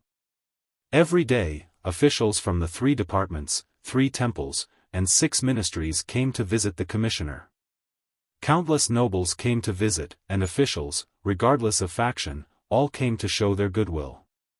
On the South Street in front of the Fan Manor, the black carriages were like clouds, and the gift boxes were like dragons. The people who came to the Fan Manor gave him all kinds of precious medicine. There was no way Fan Xian could eat all of it by himself. Aside from the truly valuable ingredients, the rest were given to the Baoyue brothel. The assassination in the Hanging Temple made Fan Xian once again the most powerful official in the Qing kingdom. Compared to his sudden rise to become the commissioner of the Overwatch Council, this time, he had saved the emperor as a cornerstone. He appeared to be much more solid and stable, which made the officials of the Qing kingdom secretly fear him. The officials were not blind or deaf. After Fan Xian was injured, he was kept in the palace for many days. And according to the news from the palace, the emperor did not sleep much the night Fan Xian was treated. Only Chen Pingping, the lonely old man, could compare to the emperor's favor. Many people were carefully trying to curry favor with the Fan Manor, but in their hearts, they were not completely convinced. Especially the brave young people, they could not help but be jealous of Fan Xian's good luck. When the emperor was assassinated, why were they not by his side? This time, the family earned a lot of money. Fan Xian was speaking seriously, and he was not joking. In his previous life, if a county was sick, it would cost at least tens of thousands. Furthermore, he was a high-ranking official in the Qing kingdom, where bribery was becoming more and more common. "It's been hard on you, master." Lin Wanner smiled lightly, and fed him some medicine like she was coaxing a child. She was of noble birth, and did not care about the flattery of the officials. Fan Xian, who was recuperating, was not in the mood to receive the officials who claimed to be there to see him but were actually expressing goodwill. These officials all had their own backgrounds, so Minister Fan could only suffer. Other than routine ministry work, most of his time was spent greeting the guests. Fan Ruoruo complained, "These people came once, and they took turns to come again. Aren't they afraid of annoying me? All the officials are fine." Lin Wanner suddenly thought of something, and her face showed admiration. She looked at Fan Xian and smiled. "The scariest one is the royal doctor. That old man is a very patient man. He came 4 times, and you refused to see him. In the end, even the emperor sent word to him that you would not go to the Imperial Academy of Medicine, but he still refused to give up. As a matter of fact, I heard from Master Teng that the royal doctor came again today. He is sitting in the study room, and he refuses to leave. A cup of tea has turned into water, and he pretends not to see Master Teng's expression. She sighed. What a powerful man. Fan Xian laughed bitterly. Although he didn't say anything, he admired the thick-skinned Qing Kingdom's #1 imperial doctor. That night in the palace, the royal doctor had no confidence in his medical skills, but that did not affect his decision to stay in Guangxin Palace and secretly learn from him. Later, he discovered the wonders of Fan Xian's medical skills, and made up his mind to bring Fan Xian to the Imperial Academy of Medicine. At the very least, he wanted Fan Xian to pass on his strange medical skills. His determination was strong, and he repeatedly visited Fan Xian and refused to leave. His methods were shameless and strange. In the eyes of the doctors of the Qing Kingdom, surgery was naturally incomparably magical, but Fan Xian knew that he was just lucky at the time, and there were some crucial problems that made it very difficult to spread this knowledge in the current world. He tilted his head to look at his sister, who was carefully adjusting the bandages around his wound. He suddenly thought of a possibility, but immediately shook his head. The 3 of them were alone in the study room, and the atmosphere was just right. Unexpectedly, someone gently knocked on the door. Fan Xian furrowed his brows. A guest has come to visit, the servant outside the door reported respectfully.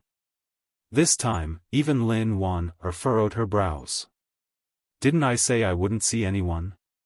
Fan Xian smiled bitterly at the great prince, who had come uninvited, and said, It's so convenient to be in the palace.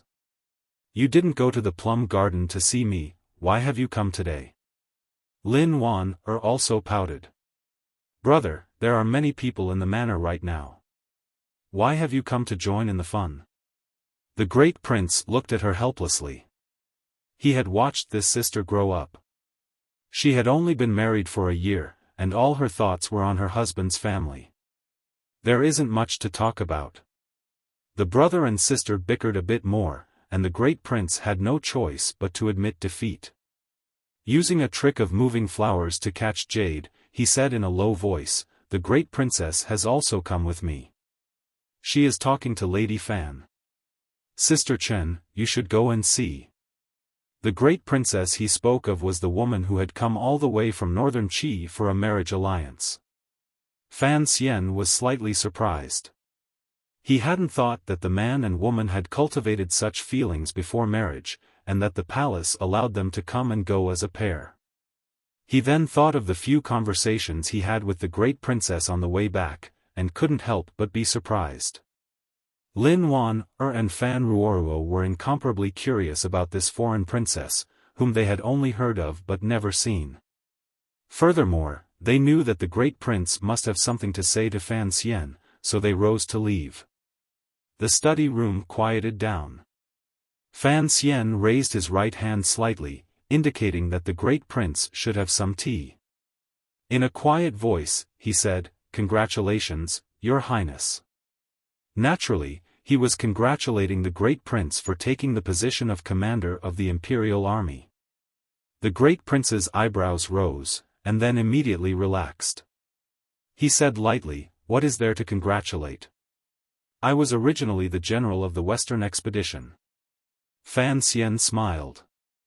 Although I have been demoted by 2 ranks, how can the central command of the imperial army be the same as the Yin Mountains on the border? The great prince looked at him, unsure if there was some other meaning hidden in his words. After a moment, he said, I do not want to be the commander of the imperial army. I would rather go to the north and replace Yan Xiaoyi. Fan Xian shook his head, thinking that the emperor had sent Yan Xiaoyi far away and had the Yi family firmly under his thumb. He was guarding against that crazy woman in Xinjiang. If you go to the north, of course, Yan Xiaoyi will be happy, but the emperor will be very unhappy. Don't tell me that the great prince came to see a sick person like me today to talk about his unhappiness in the workplace. He laughed lightly. I can be a competent listener. Not just a listener. The great prince stared into his eyes. Although he didn't understand what the word workplace meant, he said, I want to ask for your help. He called himself not the great prince. Fan Xian noticed this change, and began to feel slightly nervous. It seemed that this great prince, who had Dongi blood in him, was very serious in asking for his help. Good heavens! He sighed bitterly in his heart and looked at the great prince. Your Highness, the commander of the imperial army is a very important position. The emperor trusts your loyalty, and that is why he made this arrangement. Fan Xian is an official, how can I make such presumptuous comments? The great prince shook his head. Fan Xian, to tell you the truth, when I first returned to the capital, I did not think much of you. When I was in the West, I heard that there was an immortal poet in Jingdo. But I am a general, and I have never believed in such romantic things. How can they help the people of the world and the court? He then changed the subject. But after returning to the capital for a few months, I saw that your actions were ruthless and pure, and that you were very talented. Not to mention the fact that you made things difficult for the second prince, but the incident in the hanging temple changed my opinion of you. And in the palace, you were able to cure your near-death injury. The prince, whose face was slightly dark, said solemnly, Now, I cannot think of anything in this world that can trouble you. So in this matter, you must help me. Faced with countless compliments, Fan Xian fell silent. Chen Pingping had once said that the great prince in front of him was different. Since he was young, he had purposely stayed away from the palace. He wanted to be as far away from that chair as possible. Now, the emperor, who killed without a blade, was going to drag him into muddy water. No wonder he wanted to resist in his anger. The great prince's power was mostly in the military, and the court did not have many talents in the field of strategy.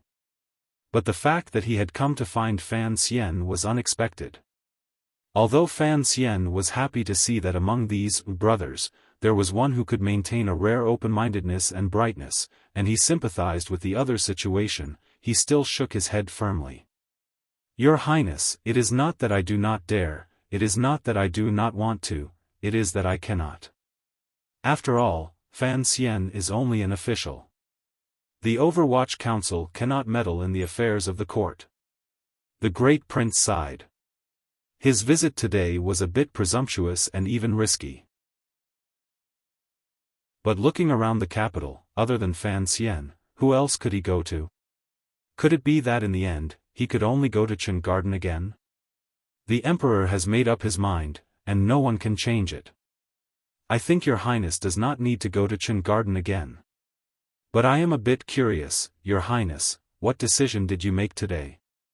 In your eyes, I don't think I'm a kind and benevolent official. Fan Xian seemed to be able to guess what he was thinking. The great prince slowly drank the fragrant tea in his cup and said, Fan Xian, you can hide it from others, but you cannot hide it from me. Do not forget, I was also in the hanging temple at the time. Based on the fact that you first saved my little brother and then father, I know you are a person worthy of trust. Fan Xian was silent. He did not think that the values formed in that world would make the emperor and the great prince both have a strange kind of trust in him. The great prince came today to express his attitude to the Overwatch Council. At the same time, he hoped to get some useful hints from Fan Xian. However, since Fan Xian maintained his silence, it was not good for him to be too rash. With Wanner acting as a bridge between them, if the situation in the capital changed in the future, he did not expect the Overwatch Council to help him. But if Fan Xian could reveal some useful information, that would be enough. I heard the royal doctor is in your manor, and has already come a few times. He awkwardly changed the topic. His long years on the horse had made him not very familiar with the curves of officialdom. Fan Xian laughed in his heart and explained, he wanted me to take a position in the Imperial Academy of Medicine. After the emperor refused, he wanted me to go teach students there. It was supposed to be a casual conversation, but the great prince became serious. He said, "Fan Xian, I also think you should go to the Imperial Academy of Medicine." That night, I stood guard outside Guangxin Palace. Seeing the serious expressions of the royal doctors, I knew your medical skills were very good. He curiously asked, "Actually, many people in the capital are wondering how you could allow Miss Fan to work on your own stomach. The royal doctors have already made you sound like a god." Fan Xian gave a wry smile and said, "Don't believe them. Everyone knows that Fei Jia is my teacher. If they were 4 years old and were digging up graves every day, opening up corpses that were soaking in water, they would be as good as I am. So that's how it is. It seems that nothing can be explained by the word genius." The great prince sighed and continued, "Of course, the Imperial Academy of Medicine is not as powerful as the Overwatch Council, but it is more peaceful. The idea of the royal doctor is very simple. If your medical skills were taught, who knows how many lives could be saved." He looked into Fan Xian's eyes seriously and said, "Saving people is better than killing them. And I have been in the army for many years, so I know what a good doctor means to those injured soldiers. Why would I teach them medical skills? To benefit the world. The royal doctor must be thinking the same thing?" "Exactly. Your Highness, so your secondary purpose today is to help the royal doctor persuade you. No wonder the topic changed so strangely earlier." Fan Xian laughed. Seeing him laugh so proudly, the great prince's face gradually darkened. He said, "Do you think we are all talking nonsense?" In fact, it was close to nonsense. Asking Fan Xian to give up his position as commissioner of the Overwatch Council and become a medical professor was something that no one could have persuaded him to do. But the royal doctor and the great prince, these two pedantic people, had said it directly. Fan Xian stopped laughing and found that the wound on his chest was slightly painful. He was shocked and said, "I am not making fun of you. On the contrary, I do have some respect for the royal doctor. There were many problems that could not be solved in surgery. The first was anesthesia, the second was disinfection, and the third was the equipment. Currently, the standards of this world were not enough to solve these problems. Fan Xian used chloroform to anesthetize him, and he used hard resistance to disinfect him. These were all built on the foundation of his strong physical strength. If it had been an ordinary person, they would probably have been drugged to death, or died from complications. As for the equipment, it was even more difficult to solve. Fan Xian and Fei Jia had thought about it for a few years, but in the end, they could only use the power of the third bureau to make a set. If they could not even stop the bleeding, what was the point of making an operation? Using words that the great prince could understand to explain these reasons, the great prince finally understood. This kind of medical skill was a relatively powerful one. It used the injured person's body to fight against the drugs at the tip of the knife. If Fan Xian had not practiced martial arts since he was a child, he would not have been able to survive. Thinking of the soldiers in the Western Expedition Army who had been injured by arrows and died, he felt some regret. He slapped his thigh and sighed. Is there no better way? For some reason, Fan Xian's mind floated back to his sister's surprisingly steady hands. He comforted him. There are some basic things. In a few days, I will have Ruoruo go to the Imperial Academy of Medicine to consult with the royal doctors. The great prince nodded and said, "Earlier, you seemed to be disapproving of the words benefiting the common people." This was the doubt in his heart. On the surface, Fan Xian was a powerful official who put profit above all else. But after observing him from the sidelines, the great prince felt that his ambitions were not limited to this. Fan Xian was quiet for a while, then said quietly, "There are many ways to benefit the common people. Saving lives is not the only way." The great prince did not understand. For example, Your Highness. You have been in the West for many years, fighting with the Hu people and killing countless people. He said with a smile. But you have prevented the Western Hu from invading. Is that not benefiting the common people? No matter how steady the great prince was, he had to accept this flattery. Another example is me. Although everyone thinks the Overwatch Council is just a sinister and terrifying secret agency, if I can use it in my hands and do my best to lean on the right path, make the Qing kingdom unbreakable, and the people can live and work in peace and contentment, is that not benefiting the common people? Perhaps the goal is the same, but there are many ways. The more Fan Xian spoke, the more excited he became. He was very much like the middle school Chinese teacher from his previous life. He told the story of Lu Sun abandoning medicine to become a scholar with a smile on his face. Of course, it was an old story from 1,000 years ago that he had come across in an ancient book written by Zhuang Mohan. The great prince was stunned. Saving the people's bodies is not as good as saving the people's spirits. He slapped his thigh and said, but the Qing kingdom is not as weak as the country in the story. Why is there a need to use words to educate people? These words were true. The Qing people's simplicity carried a fresh sense of progress. It was very different from the air that Lu Fu found difficult to breathe at the end of the Qing dynasty and the beginning of the Republic. Fan Xian smiled and said, so, not only am I abandoning medicine, I am also planning to abandon literature. What do I count as? Abandoning medicine to enter politics? Abandoning the pen to join the army? The great prince still did not agree with his point of view. You are indeed a genius. Why don't you demonstrate everything you have learned? If you can make this world a better place. Fan Xian waved his hand with some difficulty and said, most people want to change this world, but very few people want to change themselves. Note 1, I thought that we should reform ourselves first. Decades ago, there was once a woman who wanted to change this world. In the end, she died. Fan Xian did not want to follow in her footsteps. He was more afraid of death and more selfish. As they spoke, a clamor suddenly came from outside the window. The sound was joyous. The great prince glanced at him and said with a smile, looks like the edict to reward you has finally come. Fan Xian smiled self-mockingly and didn't say anything. Hidden in his clear eyes was only worry for his own body. That was all. He did not rush to worry about the world. Note 1, this is a QQ signature that I happened to see. At the time, I thought it was very interesting.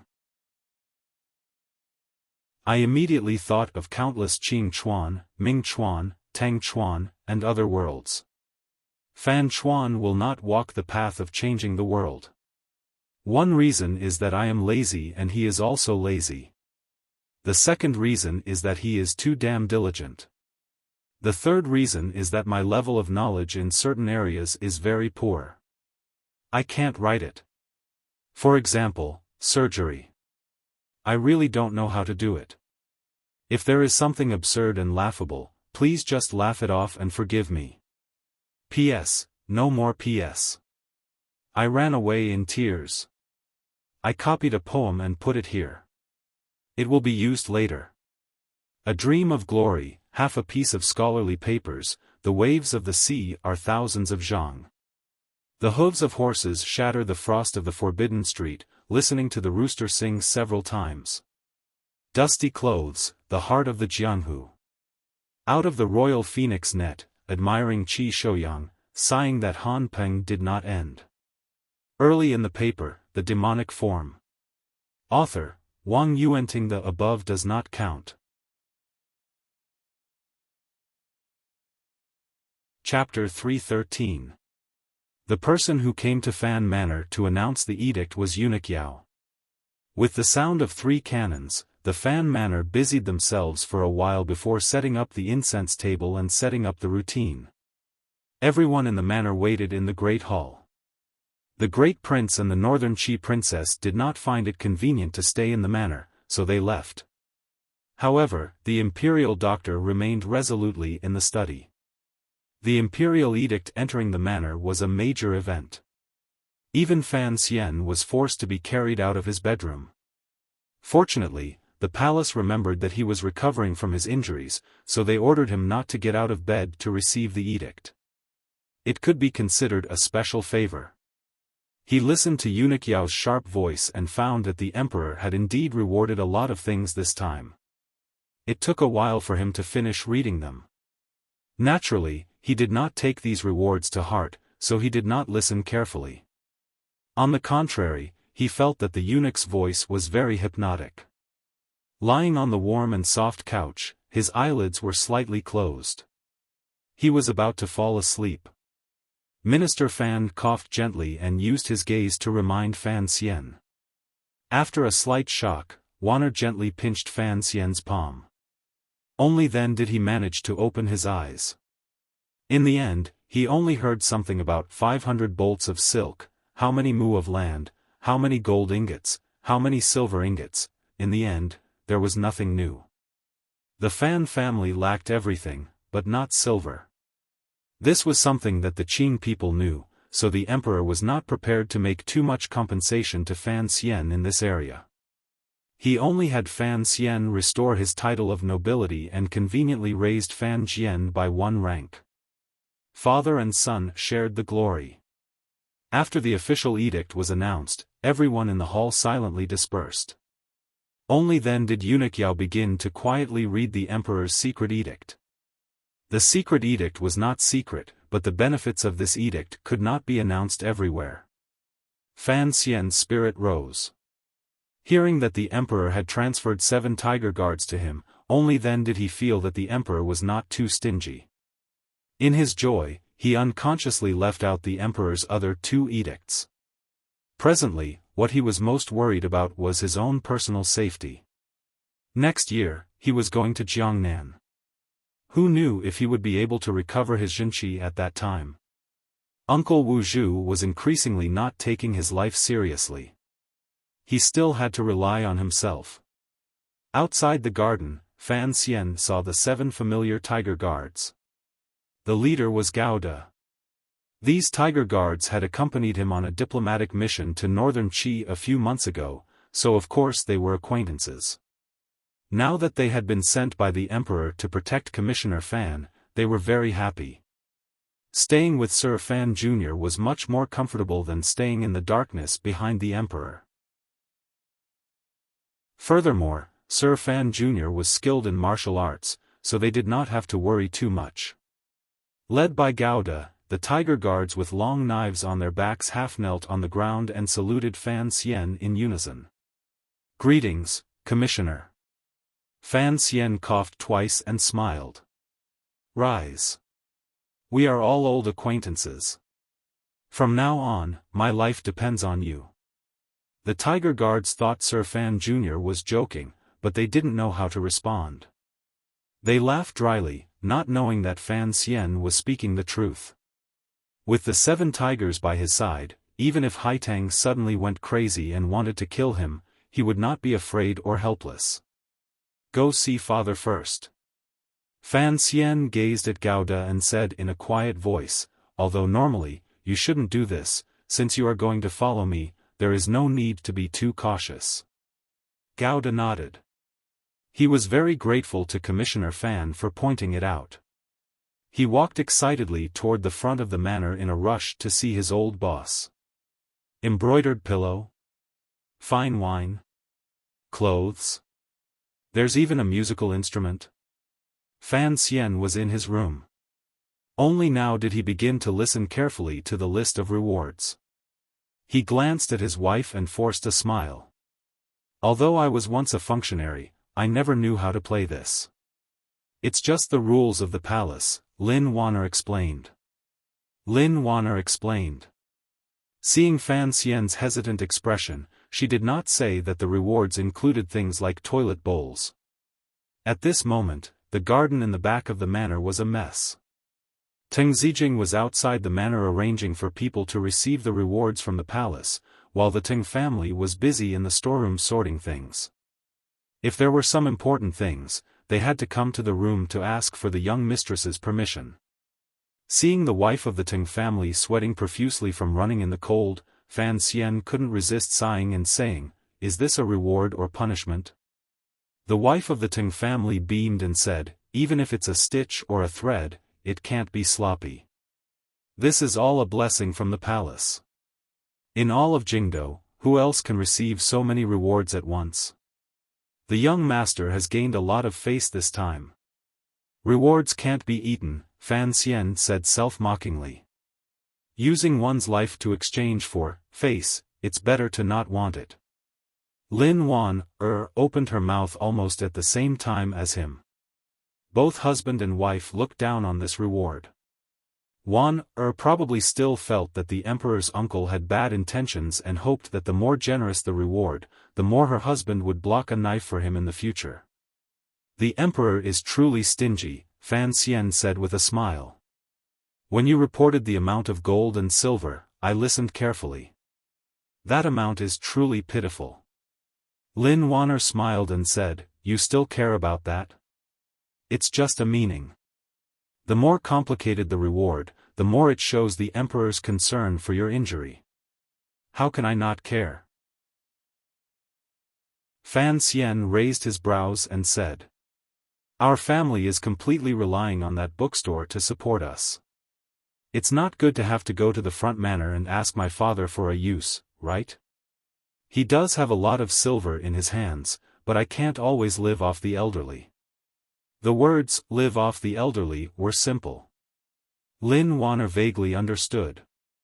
She smiled and saw that there were no idle people in the room. In a quiet voice, she teased, "Don't you have a brothel? I hear that one can earn tens of thousands of liang of silver a month." Fan Xian laughed in spite of himself. "That's Xiao Shi's.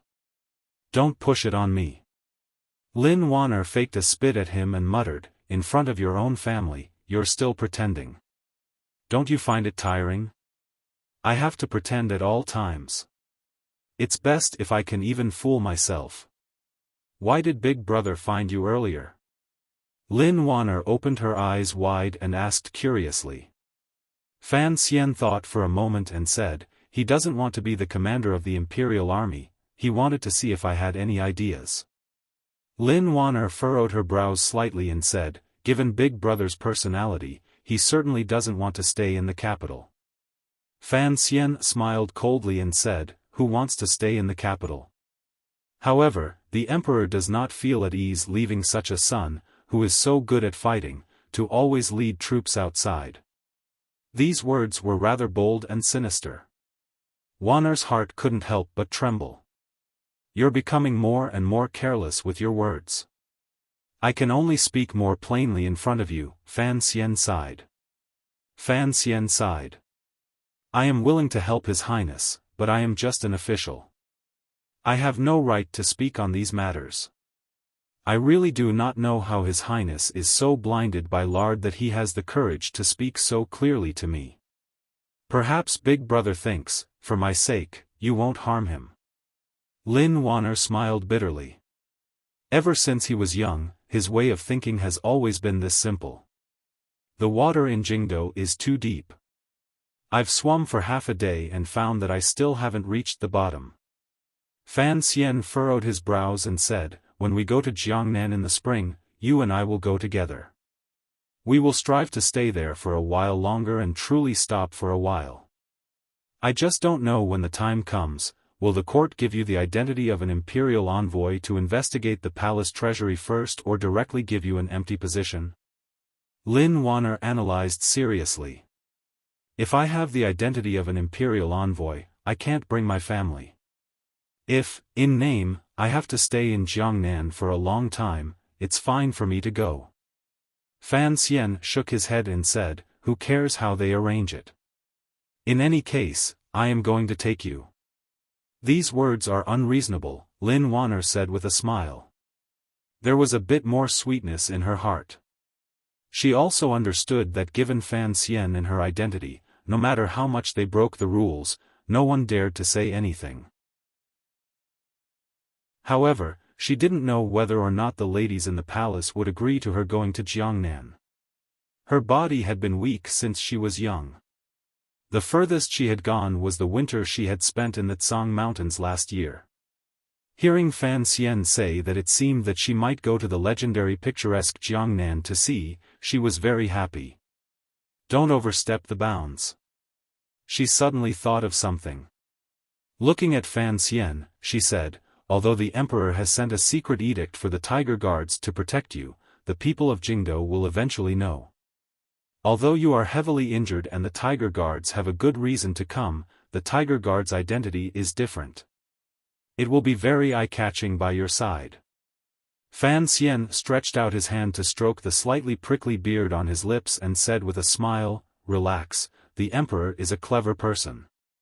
The reason he had the tiger guards come to the manor is to protect you, the princess." A knocking sound came from outside the room. Fan Xian shook his head angrily. He was not angry that someone had come to disturb him at this time. Rather, he found that after he had lost all his zhenqi, he was far less sensitive to the changes in his surroundings. At least, he could no longer hear the sound of approaching footsteps far in advance. Fan Ruoruo led the imperial physician into the room. Seeing that Lin Wanner was also in the room, the imperial physician hurriedly bowed in a panic and then turned his face away. The Qing kingdom was not like northern Qi. It did not have as many rules between men and women.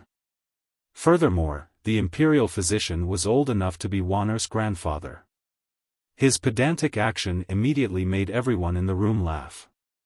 "Father," said that since you are in good spirits, you should talk to the imperial physician. Fan Ruoruo looked at her brother with a pained smile. Fan Xian's heart chilled. He knew that his shameless father had finally been unable to withstand the imperial physician's painstaking efforts and had pushed him to his pitiful son to handle. However, he had long made up his mind about the request of the Imperial Academy of Medicine. Smiling merrily, he gazed at the imperial physician and said, "Sir, I understand why you have come." The imperial physician opened his mouth to speak, but Fan Xian quickly stopped him. "However, with my appearance, it is impossible for me to leave the manor to teach." He looked at the old man's angry expression and said, "However, I will dictate some content in the manor, print it into a book, and send it to you." The imperial physician stroked his beard and seemed to feel that this was a pretty good result. After a moment of silence, he said, "It's just that in the way of medicine, the most important thing is to teach personally. It's not very appropriate to just look at books." Fan Xian took a few breaths and said, "After the book comes out, if there are any difficulties, I will have Ruoruo explain it." Hearing this, the imperial physician's face was full of fear. How could we let Miss Fan show her face in public? During the operation in the palace, he had watched from the side. He knew that Miss Fan had personally performed the acupuncture. He had never doubted her methods. "Ruoruo doesn't know much.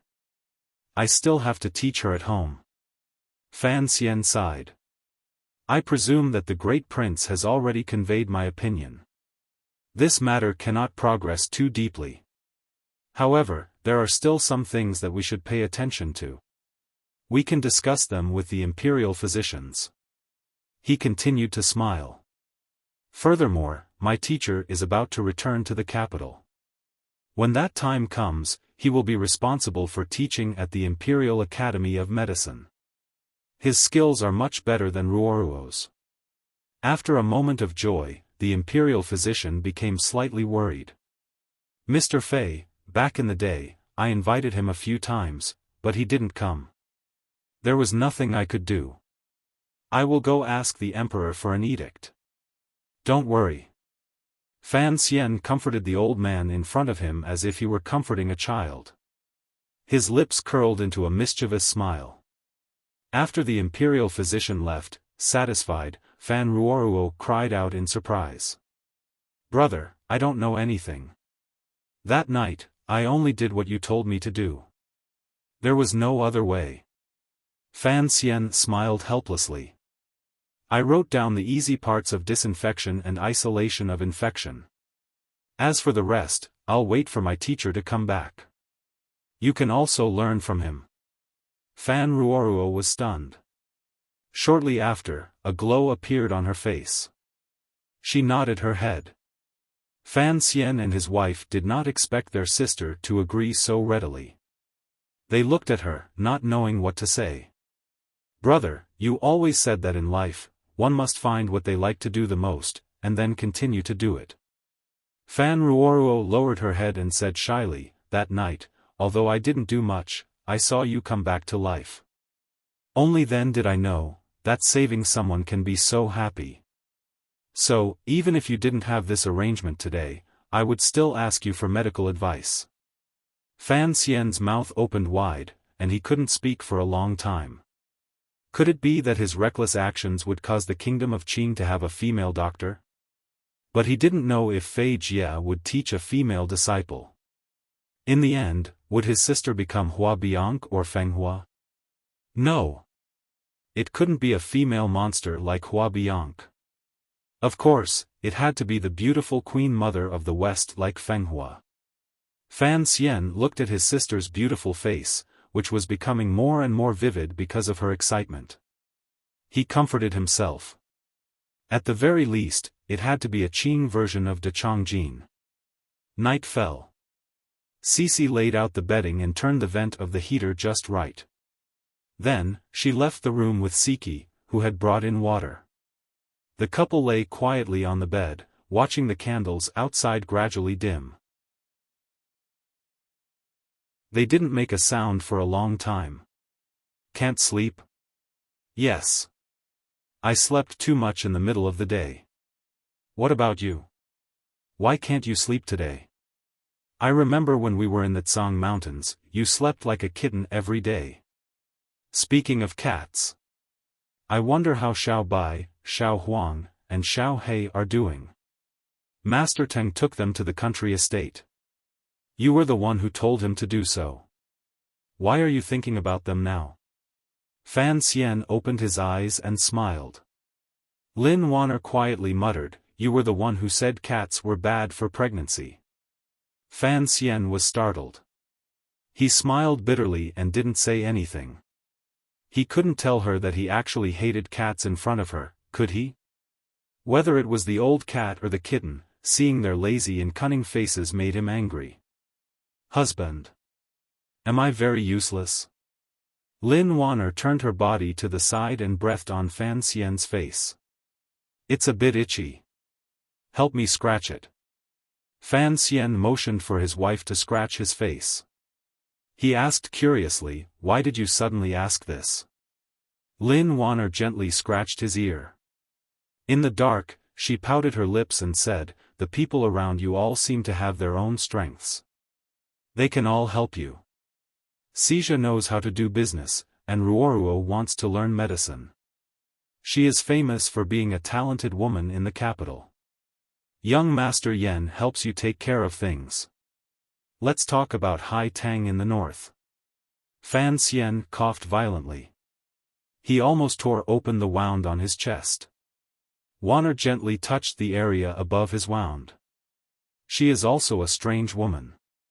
I'm afraid she also wants to bring peace and stability to the country. Only I have been weak since I was a child. I was spoiled by so many people in the palace, but I can't do anything. I can't do anything. I can't do anything. Fan Xian understood what his wife meant. After a moment of silence, he said, Wanner, there are some things I haven't told you. Huh?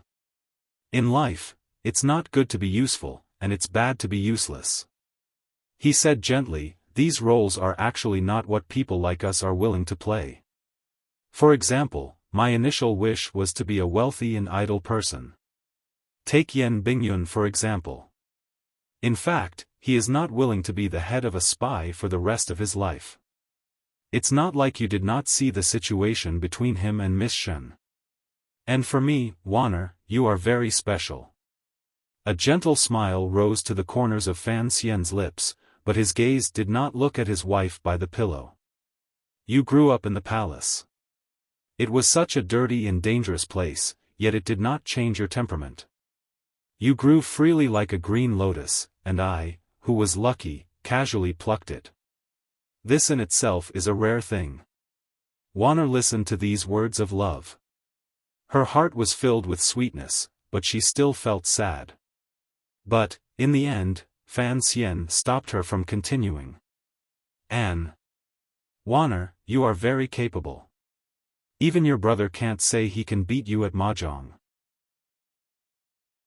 The husband and wife laughed. Plus, I know what you are really good at. Fan Xian was silent for a moment, then said very seriously, you are much more experienced in judging the direction of the court than I am. And your vision is very accurate. After the spring examination, if you hadn't been active in the palace, I wouldn't have been able to live so freely. I believe that if you were to help me plan and strategize, your ability would be no less than Yan Bingyun's.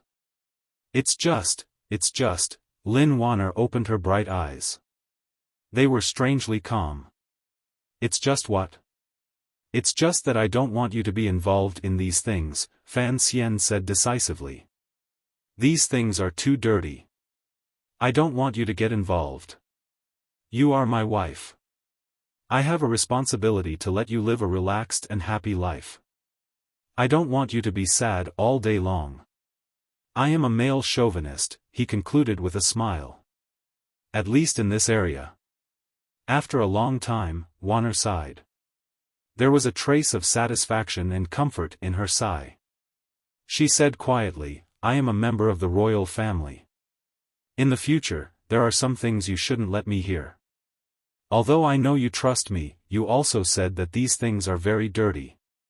It is difficult for a husband and wife to avoid it. I don't want you to suspect me in the future. I would rather you not tell me those things. Her marriage to Fan Xian was arranged by the emperor. There was a clear hint of politics in it. But the heavens were kind, allowing this young man and woman to use a chicken leg as a matchmaker and talk about their love through the window. Compared to a normal political marriage, it was much more stable. But in the face of politics, what did it matter how close a husband and wife were? This kind of tragedy was not rare in history. Furthermore, the eldest princess was her birth mother, so Wanner's words were not pretentious at all. She was not taking a step back in order to advance. She was truly thinking for Fan Xian. Don't think so much, Fan Xian said calmly and firmly. Fan Xian calmly and firmly said, if a person lives one's life and cannot even trust the person closest to them, then what need is there to continue living such a pitiful life? What he wanted to say was, if he had a chance to start his life over again, but he had to constantly be on guard against the person next to him, then he would rather not have been reborn. The first snow fell in Jingdo. Small snowflakes floated to the ground. They melted as soon as they touched the mud and were difficult to accumulate. The damp and cold in the private residences gradually grew heavier. Fortunately, the Qing kingdom was at its peak and had abundant supplies. Even the homes of the common people did not have to worry about keeping warm. From a distance, one could see the places where the common people gathered. The black eaves of the houses gave off wisps of mist. Presumably, there were heaters in the houses. It was a very ordinary carriage. After making countless turns in the capital, it finally arrived in front of the courtyard of a private residence with its own gate. It was a cold day, and no one was on the streets. It was quiet all around. Naturally, no one saw the face of the person who came out of the carriage. Deng Ziyue carefully lifted Fan Xian into a wheelchair and pushed him into the small courtyard. Fan Xian was wearing a large cloak with a collar that reached past his neck. It was very warm. He put his hand to his lips and blew out a breath of hot air. He glanced at the young man in the corner of the courtyard, who was chopping firewood under Su Wenmao's instructions. He was slightly surprised. The young man's features were somewhat familiar. His upper body was bare, and he did not show the slightest fear of the cold in this winter. He kept chopping firewood. This is Sea Lily's brother? Fan Xian narrowed his eyes and looked at the young man. It seemed that he wanted to see the shadow of the girl from Northern Kingdom in him. Deng Ziyue softly grunted. After Sir gave the order, the director issued a warrant, and we took him out of prison. Lady C has entered the Northern Qi royal palace. His identity is a bit sensitive, and it is not easy to settle him down. After asking for instructions last time, we arranged for him to be sent here. Fan Xian nodded. This small courtyard was his only private property. Apart from himself and the Qinian unit, probably only Chen Pingping knew about it. It was the safest place. The reason why he had come here today, despite his injuries, was because His Majesty had transferred the Tiger Guards to him. Although the existence of these Tiger Guards could ensure his safety, there were certainly eyes and ears for His Majesty among them. Thinking that it would be difficult for him to come here so easily in the future, he had braved the snow to come here today. This Master C is a reckless man. For his sister, he ran from Northern Qi to the Kingdom of Qing. There is no guarantee that he won't run out of this courtyard in a few days. Fan Xian clenched his fist and coughed lightly. Keep a close eye on him. If he makes any strange movements, kill him. Deng Ziyue expressionlessly responded. He pushed Fan Xian into the room, and the wheelchair rolled over the muddy snow on the ground. An Overwatch Council official came out to greet him. Seeing the commissioner in the wheelchair, he couldn't help but feel a chill in his heart. It seemed that he was hallucinating that the Kingdom of Qing had produced another terrifying Chen Pingping. To be continued. If you want to know what happened next, please log on to www.cmfu.com. More chapters. Support the author. Support the original reading. Chapter 314. The manor next to Shenzhen Road in the capital had never had many people staying there. The main task here was to pass on Fan Xian's orders and receive information from Shangjing's Wang Qinian. Sea Lily's brother and the others all lived in the wing. The room was set aside for Fan Xian to work in, so naturally, there was no way to light a fire. Although they knew the commissioner was coming today and had already sent out a heater, there was still a lot of cold in the room, and it couldn't be dispersed. Fan Xian sat in his wheelchair, feeling the cold in the room. He couldn't help but shake his hands and smile bitterly. You can't even bear to light a heater. Is the manor that poor? Deng Ziyu was warming an inkstone on the stove. He called for his subordinates to bring some hot water to melt the frozen brush. Hearing Fan Xian's words, he smiled bitterly. Sir, you've been busy these days, and you've been injured. The servants didn't prepare for you to come today. With great difficulty, he was almost done. Fan Xian propped his head up and watched Deng Ziyu desperately grind the ink block against the warmed inkstone, mixing it with warm water. It was as if he was sharpening a knife. After a while, he finally ground out some juice. Fan Xian nodded with satisfaction. It seemed that his new confidant's skill was not much worse than that of a royal doctor. He dipped the melted brush into the inkstone, dipped it in some ink, and wrote a few words on the snow-white paper. Damn, the ink froze again. What kind of weather is this? Fan Xian was furious. He threw the charred brush on the table and cursed. How come it's not this cold at home? Deng Ziyu felt a gust of cold wind blowing around the room. He carefully replied, the furnaces in the Fu are much better. When we first bought this courtyard, we did not prepare them. We did not even have time to heat up the Kong bed. I'm not sleeping here, Fan Xian said angrily. Fan Xian said angrily, you and Lao Wang are both so stingy. Back then, I gave Wang Qinian 1,000 liang of silver, and he only spent 120 liang to buy this rundown courtyard. Do you want to freeze me to death?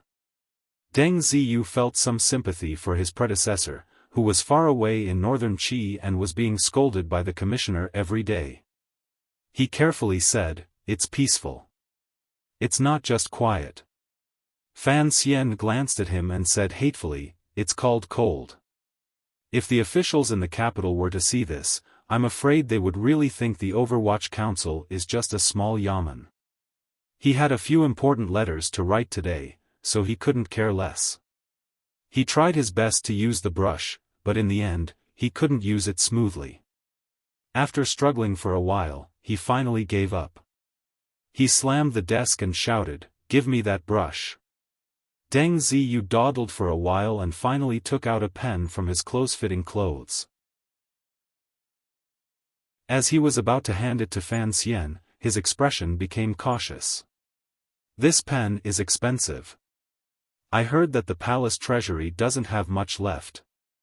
Please use it sparingly." Fan Xian snatched it and looked at him with disdain. It was just a pencil. Why was it so expensive?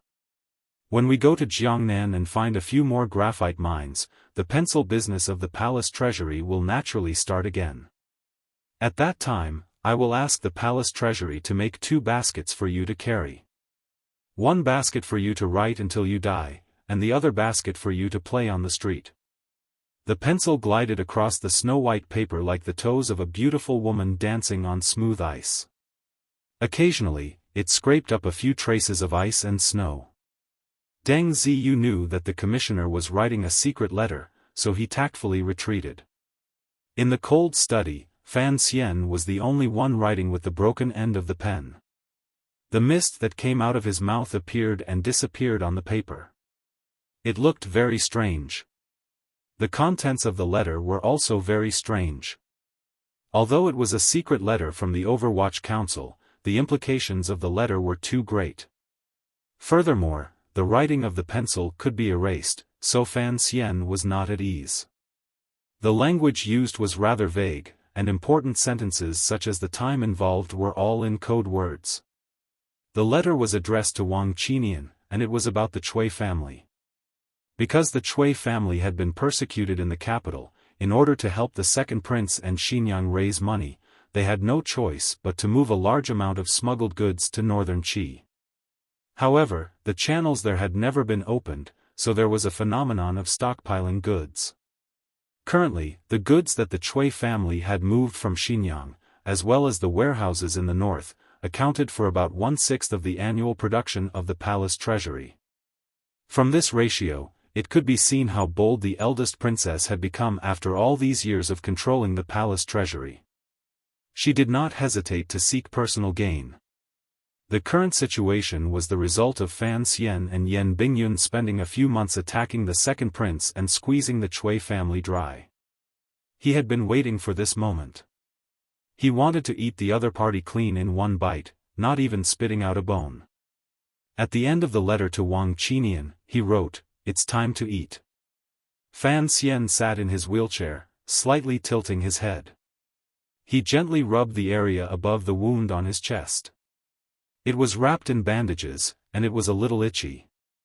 After writing the letter, his hand was already numb from the cold. Suddenly, he began to miss the time in Danzhou when Cece would help him copy books every day. When he was copying books, this girl would place his hand in her embrace to warm it. His hand was plump, and it felt good to the touch. His heart fluttered, and he picked up the brush to write again. This second letter was addressed to Haitang Duo. However, when he wrote, his heart held a wanton heart, so the words in the letter were a little presumptuous and occasionally provocative. Ever since he had returned from northern Qi, his correspondence with Haitang had never stopped. He had long gotten used to having a pen pal in the north.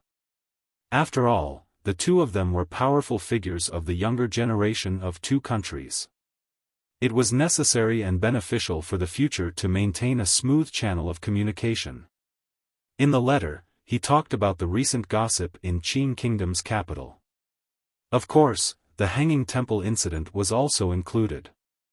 Although the assassination of the Qing emperor had shocked the world and northern Qi had long reported in detail, as the person involved, he told the story with much more vividness than in a book. He also said a few other things and secretly pointed out that he was preparing to take action against the Cui family. He wanted her and the unknown boy or girl emperor to cooperate with him. At the end of the letter, he copied a poem to prove that he was still as talented as usual. I have come to repay a debt of gratitude, but it is not all profit and glory. The ancients died for their bosom friends, afraid that their bones would be frozen and buried in the courtyard. How can the people of the middle court miss me?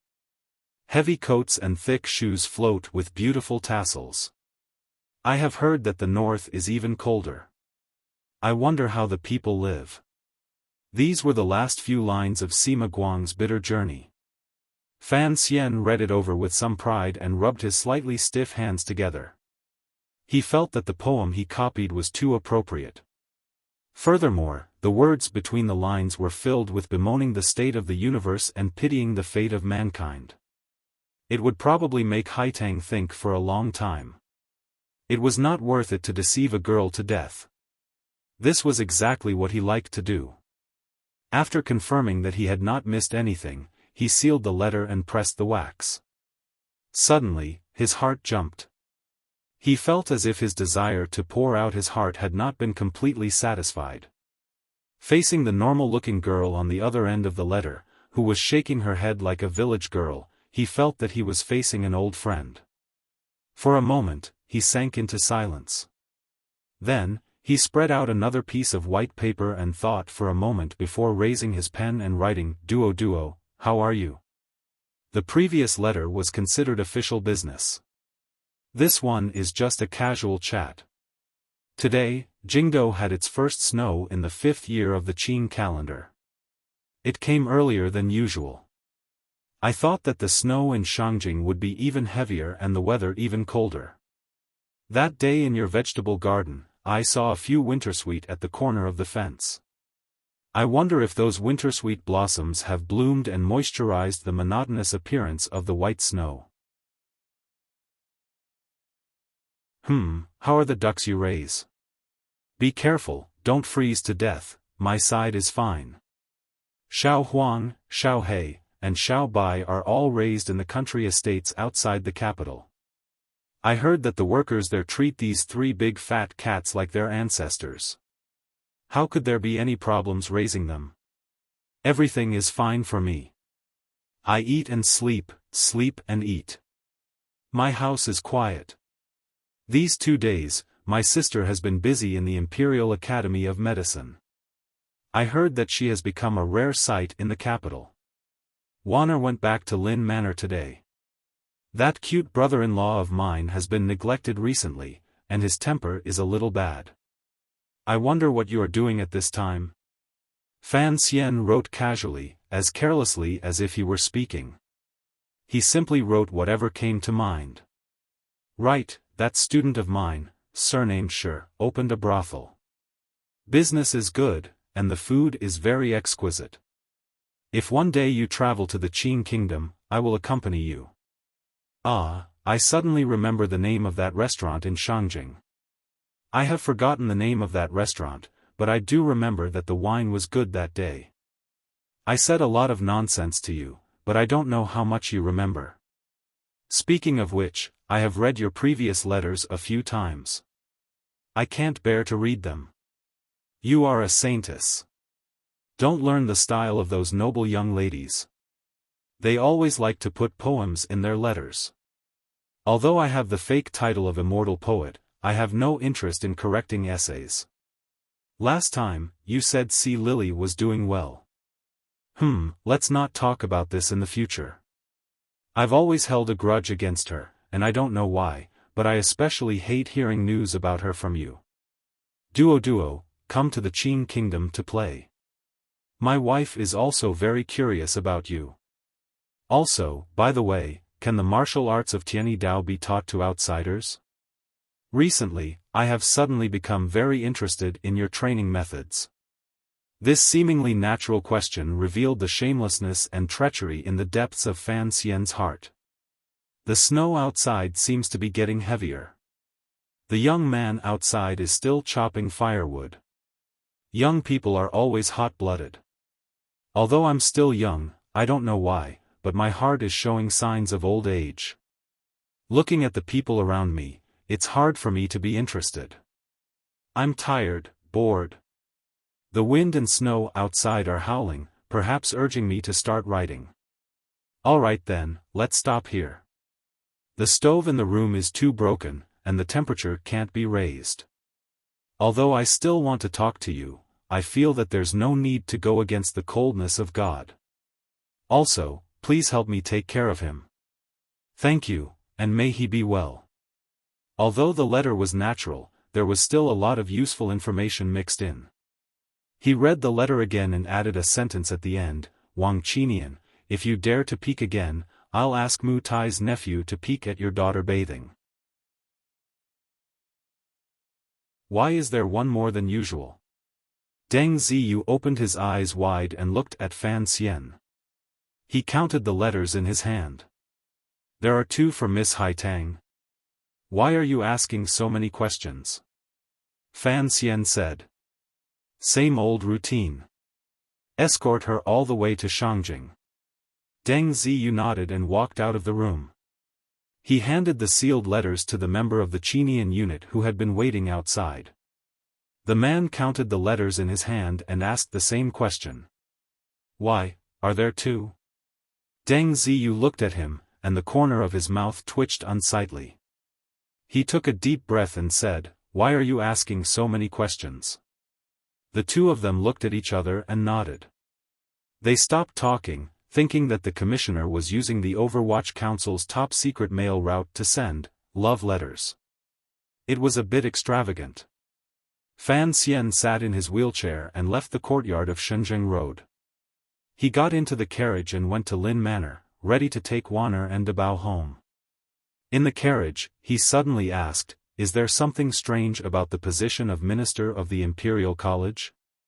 Also, I have long since left Taichung Temple. Why am I promoted to Vice Minister of Taichung Temple? Deng Ziyu first explained, there are 2 Vice Ministers. Vice Minister Ren is the main one, and you are the deputy. But this is a nominal position, and you don't have to go there every day. The Minister of the Imperial College is in charge of 7 schools, and both of these positions are of the upper 4th rank. He reminded him, Sir, although you can no longer be a court official after taking over the position of commissioner, the court has not issued an edict to remove you from these 2 positions. This time, the emperor has given you these 2 nominal positions. Presumably, it is only to show that the emperor favors you, and there is no other meaning. Fan Xian shook his head. These 2 positions were the last 2 in the emperor's edict. At first, he did not think much of it, but the more he thought about it, the more he felt that something was wrong. The emperor was a man of deep thought, and he would never use an official position as a mere steamed bun. These 2 positions. Is there anything special about them? He frowned and tried to organize his words. After thinking for a long time, Deng Ziyu replied with some uncertainty, the position of vice minister is common, and there is nothing special about it. It is just that Taichung Temple is in charge of miscellaneous matters in the ancestral temple, and it is more convenient to enter the palace. The minister of the Imperial College has not appeared in recent years. After a few new policies, the positions have become a bit messy. He suddenly slapped his thigh and said happily, I remember now. In the past, the minister of the Imperial College had to enter the palace to give lectures to the princes, and he was the assistant of the Grand Tutor. Fan Xian was stunned, and his mouth opened wide. He was speechless for a long time. He finally understood why the emperor had arranged these 2 positions for him. Vice Minister of Taichung Temple and Minister of the Imperial College. Wouldn't that make him the teacher of the princes? More accurately, wouldn't he be responsible for disciplining the little bastard third prince? Thinking of this, he turned pale with fright and cursed, I don't have the time to enter the palace every day. Aren't we going to Jiangnan? How could you arrange such a terrible thing for me to do? With a creak, the carriage seemed to have been stopped by his scolding.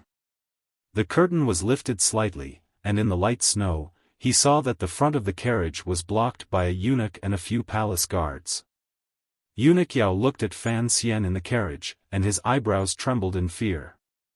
In a trembling voice, he said, "Sir, let me find a good one. Come with me quickly, the emperor has summoned you to the palace." 2 chapters behind schedule. I didn't control it well. To be continued. If you want to know what happened next, please go to www.cmfu.com. There are more chapters. Support the author, support the original reading. Chapter 315. I woke up late today. Someone was having a birthday celebration at home, and I wasn't feeling well, so I woke up late. Eunuch Yao had gone to the Fan Manor first. He did not find Fan Xian in the manor. He didn't know where the commissioner, who was currently recovering, had run off to. Even the minister did not know. That special Lady Fan Jr. was also not in the manor. He could not find anyone to ask about Fan Xian's whereabouts. But the emperor was still waiting in the palace. Eunuch Yao was worried sick. After finding out that Lady Fan had returned to Lin Manor, he led the guards in that direction. Coincidentally, they bumped into this carriage at the intersection. If the guards hadn't recognized one of Fan Xian's attendants, they probably would have missed it. Seeing Eunuch Yao gasping for breath, Fan Xian sighed. I still have to go back to Lin Manor. Why am I being summoned now? The emperor had summoned him, and he had responded so calmly. Eunuch Yao was worried sick. He had never seen an official who didn't take the summons of the palace seriously. He had always been on good terms with Fan Manor, so he couldn't say much. He only said, "The emperor's edict has been out for a long time. If you go any later, I'm afraid the emperor won't be happy." Fan Xian grimaced. "Of course I have to go." He couldn't bear to see the old eunuch standing in the snow. He invited him into the carriage, and the group headed for the palace. He arranged for someone to go to Lin Manor to inform his wife. "Lao Yao, tell me the truth. What happened?" Fan Xian rested against the wall, his eyes narrowed.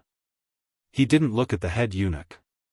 Fan Manor had always fed the eunuchs well, so he didn't feel like handing over any more banknotes. Eunuch Yao didn't dare accept banknotes from Fan Manor anymore. He laughed. How would a servant know?" "You'll know when you go." Fan Xian shook his head and pretended to be angry. "You don't do things properly." He paused. "I need to ask about something." Eunuch Yao pricked up his ears. He looked around the carriage to make sure there was no one else around. He lowered his voice. "Sir, what is it?" "I'll tell you anything I dare to say." "Last time in the Hanging Temple, what happened to the eunuchs?" Fan Xian frowned. Eunuch Yao shuddered. After a slight pause, he raised his palm and placed it flat against his throat, making a cut. Fan Xian's expression did not change, but no one knew what he was thinking. He knew that this was the inevitable result. There was an assassin among the eunuchs, so the people present naturally could not escape death. He was afraid that the palace would have to purge a large number of them. "Where is old Dai?" "No." Eunuch Yao sighed and said, "He is an old man. The emperor can trust him. However, he has been implicated and can no longer stay in Taiji Palace." Thinking about how the Imperial Censorate reported on the matter of his good-for-nothing nephew 2 months ago, his life in the palace was very difficult. Later, the emperor, with great difficulty, gave Lady Shu face and promoted him to use again. He glanced at Fan Xian. Fan Xian didn't say anything. Eunuch Yao did not know just how deep the fate of banknotes between Fan Xian and Eunuch Dai was. Who would have thought that there would be another assassination attempt? Old Dai's luck can be considered to be extremely bad.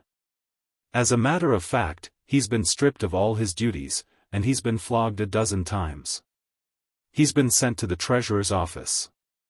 Such an old man, doing hard labor in this cold weather. Eunuch Yao and Eunuch Dai had entered the palace the same year. Although there was usually conflict between them, seeing the other person collapse at this moment, he couldn't help but feel a bit sad. He rubbed his sleeve at the corner of his eyes. Old Dai, endure for a few days and wait for the emperor's anger to subside.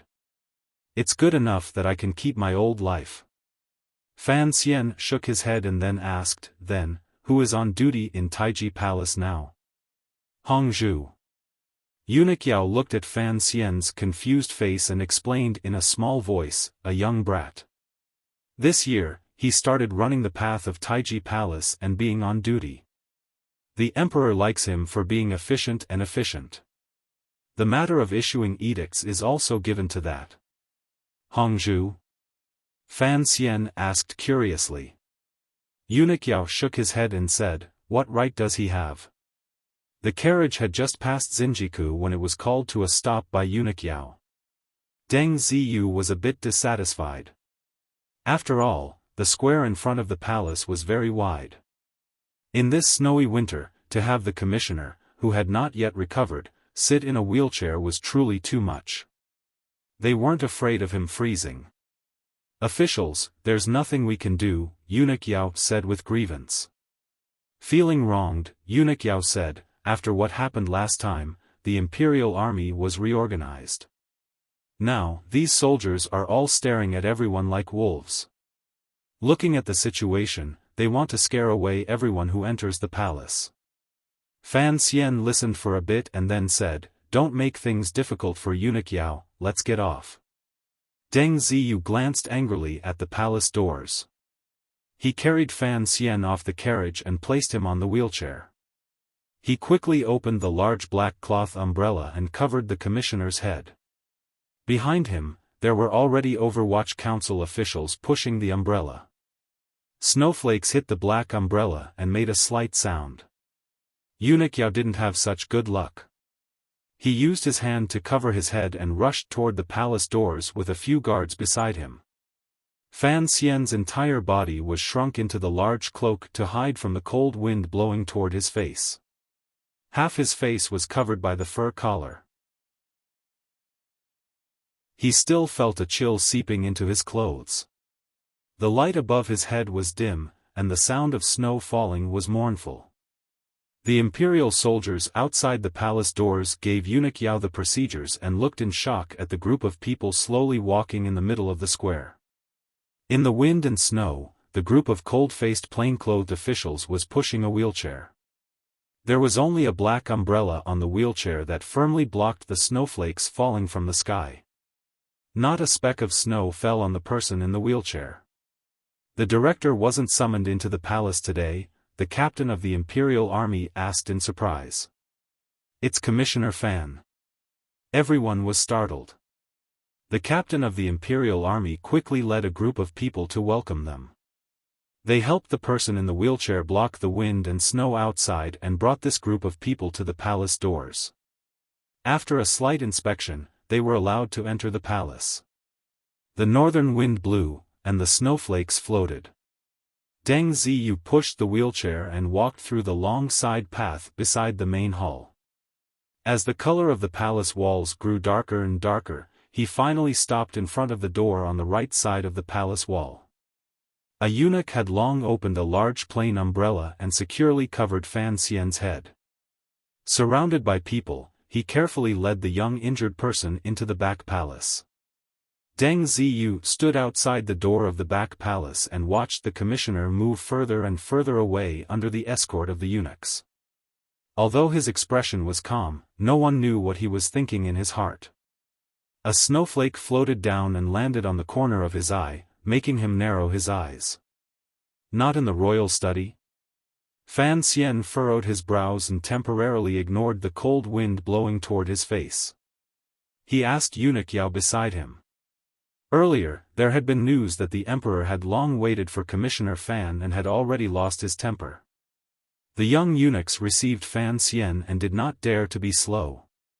It was as if their feet were on flaming wheels as they sprinted toward the depths of the palace. The wheelchair they pushed creaked, and the eunuch holding the large plain umbrella swayed left and right. If it were not for the fact that the terrain in the palace was flat, this mad dash would have long torn open Fan Xian's wound. Eunuch Yao ran until he was out of breath. He replied, in the bedroom. Fan Xian's heart was slightly surprised. His expression was not very good. Eunuch Yao watched and only remembered that this young official was still injured. The emperor could not wait, but if he allowed the commissioner's injury to worsen, he would not have a good time either. Only then did he quickly have everyone slow down. He scolded Fan Xian in the face and turned his face to the side in an attempt to curry favor. "Sir Fan Jr., are you all right?" Fan Xian nodded and said, "Not that expensive." In a moment, everyone had arrived at a place in the palace garden. It was not the bedroom where the empress was, but where Igui Pin was. Eunuch Yao hurried forward and went inside to report. Not long after, someone came to receive Fan Xian. Today, the emperor was wearing a set of casual clothes and was sitting on a warm couch, talking casually with Igui Pin. The third prince was sitting obediently to the side, copying something. Seeing the eunuchs push Fan Xian in, he stopped talking and calmly turned his head to look at Fan Xian. "You're injured. Why aren't you staying in the manor to recover? Why are you running around?" An emperor seemed to be reprimanding a young official, but he was actually concerned about him. Logically speaking, the official should be grateful to him. Fan Xian laughed coldly to himself. If he really cared about him, why would he wait 17 years to show this? If he really cared about his injury, why was he in such a hurry to summon him into the palace? But his face was still slightly moved. He calmly replied, "Your Majesty, I've almost recovered. That's why I sneaked out for a stroll. I was just about to go to the Lin Manor to pick up Wan Er." "Wan Er, return to the Lin Manor? There's no one in the manor, except for that idiot." The emperor didn't seem to like associating his niece with the Lin Manor. He looked a little unhappy. Igui Pin peeked at the emperor's expression and laughed foolishly. She changed the subject. "Fan Xian, you haven't recovered from your injury, yet you're running around. Aren't you afraid Minister Fan will beat you?" The emperor was a little surprised. He immediately laughed. "Fan Jian, how could I bear to?" Although it was a joke, there was another meaning behind it. Fan Xian shivered slightly. He piled a smile on his face and didn't respond. The emperor glanced at the third prince, who was copying a book to the side. He said to Fan Xian, "A few days ago, you organized a few books of classics at the Imperial College. I had Qingping study them these days. The tutor thought they were too deep. What do you think? Qingping, go see the commissioner." The third prince's surname was Li, and his name was Qingping. According to the customs of the kingdom of Qing, princes were very respectful to their officials. The emperor's order was not surprising. The third prince quickly put down his brush and carefully walked in front of the wheelchair. He bowed to Fan Xian. "How can I do this?" Fan Xian sat in the wheelchair, unable to avoid it. "You are now the Minister of Education of the Imperial College. This is part of your duty," the emperor said calmly as if he was talking about something normal. Igui Pin could tell that the emperor wanted Fan Xian to be the third prince's teacher. Thinking of Fan Xian's reputation in literature and martial arts, as well as his influence in court politics, Igui Pin couldn't help but smile. The more she looked at Fan Xian, the more she liked him. The emperor saw her expression and couldn't help but laugh. "Look at how happy you are." The reason Igui Pin was favored was because, at least on the surface, she didn't hide her thoughts. When she was happy, she was happy. Hearing the emperor's teasing, she didn't panic. She laughed and said, "Thank you, Your Majesty, for finding a good teacher for Ping Er." Fan Xian listened to the two elders talk to themselves. He felt bitter in his heart. He wondered why no one had asked for his opinion on this matter. The third prince came over holding a scroll. Fan Xian took it and glanced at it. He raised his head and reported, "Master Zhuang's knowledge of the classics is excellent. The Grand Tutor thinks that it is reasonable for him to have a deeper understanding. However, these are only introductory things. It is not a problem for the third prince to study them in advance." The ruler and official exchanged a few more casual words. Fan Xian responded carefully, but he knew that the emperor would certainly have something to say to him. As expected, after drinking a bowl of hot soup, the emperor opened his mouth in a seemingly casual manner. "The snow outside has stopped. Chu Xue, Ing Shi, Fan Xian, accompany me to the garden for a stroll." "Yes, your majesty." The emperor stood. Yi Guipin smiled slightly and placed a large red embroidered fox fur robe on his body. By the time they left Shufang Palace, where Yi Guipin lived, the snow had already stopped. The ground of the royal palace was clear and wet, but there was no accumulated snow. There were only a few traces of snow on the winter trees in the garden. The sky was gray and white. The red walls, yellow eaves, snow branches, and green bricks were very beautiful. There was not a trace of impurities in the air. It was unusually fresh. The emperor walked in front with a large cloak draped over his shoulders. A young eunuch pushed Fan Xian silently behind him. Along the way, the eunuchs and serving girls wearing cotton robes stayed far away. Those they met on the side of the road leaned to the side and didn't speak. "There is no need to kneel when seeing me, snow or rain." Seeming to guess what Fan Xian was thinking, the emperor quietly said, "This is a rule I set after I ascended the throne. Kneeling here and there every day, don't they find it annoying? If their clothes get dirty and torn, don't they need silver from the palace treasury to buy them?" Fan Xian sat in the wheelchair and quietly loosened a cloth button on his collar. After the snow and wind had stopped, he felt a little hot. Hearing the emperor's words, he knew that the topic was going to turn toward the palace treasury, but he shamelessly refused to follow up. Seeming angry at Fan Xian's silence, the emperor coldly asked, "Where is the second son of the Fan family now?"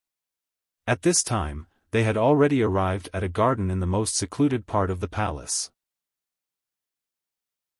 In front of them was a small lake. On the lake was a stone bridge that led to the pavilion in the center. There was some residual snow on the pavilion, but it was difficult to hide the black stone's austere aura. To be continued. If you want to know what happened next, please log on to www.cmfu.com. There are more chapters. Support the author. Support original reading.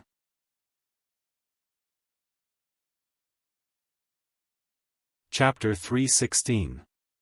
The light snow had just stopped, and the cold air in the palace accumulated. The might of heaven was indeed difficult to withstand.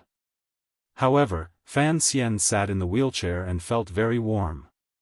The high-collared cloak he wore blocked the wind and snow, and he even felt a little hot. As for the emperor's questions, he had long been mentally prepared. He had never expected his family to secretly transport Fan Xixia out of the capital and hide it from many people. "I just received a letter the day before yesterday. He has already settled down in Shangjing." Fan Xian glanced at the young eunuch behind him, intentionally or unintentionally. The emperor was in the mood to travel in front of him, so he did not notice the exchange of glances between the two people behind him. The young eunuch was Hongzhu. He looked at Commissioner Fan's smiling gaze. For some reason, his heart suddenly chilled and a glimmer of fear grew in him. Hongzhu knew that this commissioner was warning him that some words could not be passed into other people's ears. This young eunuch had been at the emperor's side recently and deeply understood that a ruler should maintain a silent attitude. He quickly lowered his head, not daring to meet Fan Xian's gaze. Hongzhu also wanted to climb up the mountain that was Fan Xian. How would he dare to go around announcing things that were not good for the Fan family? "You just said it like that?" The emperor walked toward the other side of the lake as he lightly said, I originally thought that although there are many things that the people under heaven know, some superficial effort still has to be done. Fan Xian lowered his head and rotated his neck, letting his cheeks rub against the soft fur on his collar. Your Majesty has asked, and I dare not speak a word of falsehood. The emperor suddenly stopped walking. The young eunuch quickly pulled on Fan Xian's wheelchair, not daring to sit next to the emperor. Fan Xian didn't sit firmly and furrowed his brows. You don't tell lies to me, but you dare to brazenly lie to the people under heaven? The emperor turned his head and looked at Fan Xian with a not-quite-there smile. The few wrinkles at the corners of his eyes revealed a slight smile, but also a hint of questioning. Fan Xian raised his head and looked directly into the emperor's eyes with a bit of impoliteness. There are many foolish people under heaven. I am only loyal to the emperor, not to the common people. But someone once said. The emperor's gaze suddenly became a bit strange. The people are most important, the state comes second, and the ruler is light. Nonsense. I don't know who was so daring. Fan Xian frowned slightly. Of course, he knew who would be so daring. The original creator was Mencius, and the plagiarist was his mother. The Ministry of Justice is still searching for your brother. The emperor laughed and turned around to continue walking forward. Are you not afraid that I will punish you? Hongzhu pushed the wheelchair and followed. Fan Xian listened to the squeaking of the wheels and felt a headache coming. He shook his head and said, The emperor is wise and will certainly understand my difficulties. Difficulties? The emperor laughed coldly. I'm afraid that it is only now that the second prince feels that he has difficulties that he cannot voice out, right? Ah, this subject is guilty.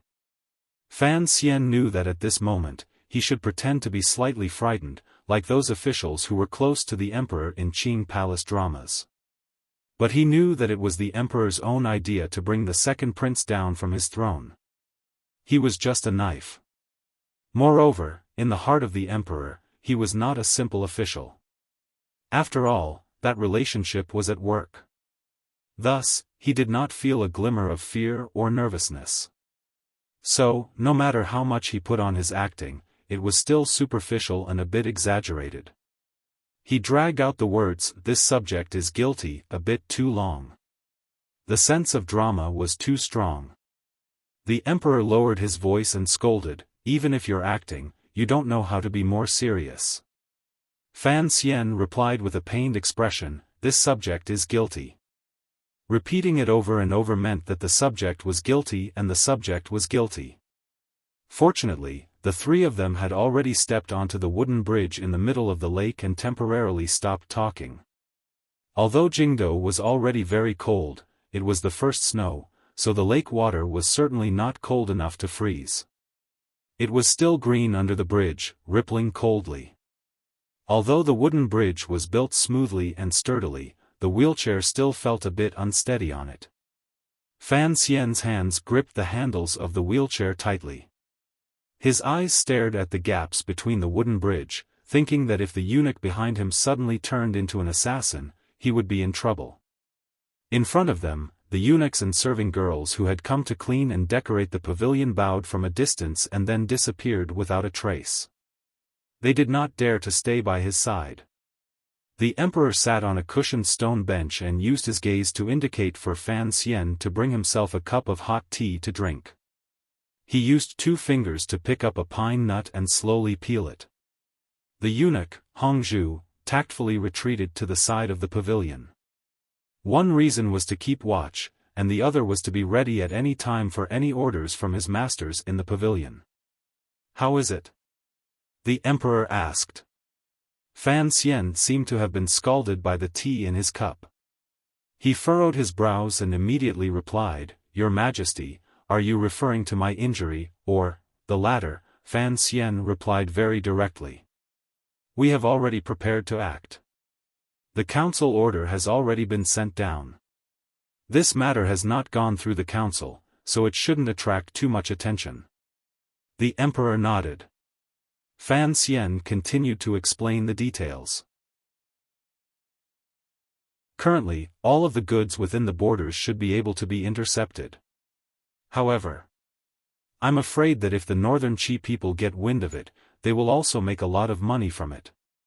After all, the Cui family has stockpiled a lot of goods in the north. In these words, he hid a very important piece of information. Even if you beat him to death, he would not tell the emperor that this was his plan to split the spoils with the northern Qi emperor. There are 3 routes to the north. Currently, the 4th Bureau has already begun to control them. As for the people in the palace treasury, because they have been with the people on that side for too long, they are not at ease. For now, they have not been used. He furrowed his brows and explained Yan Bingyun's plan in great detail. However, before he finished, the emperor had already waved his hand and said, "I don't want the details, I only want the results."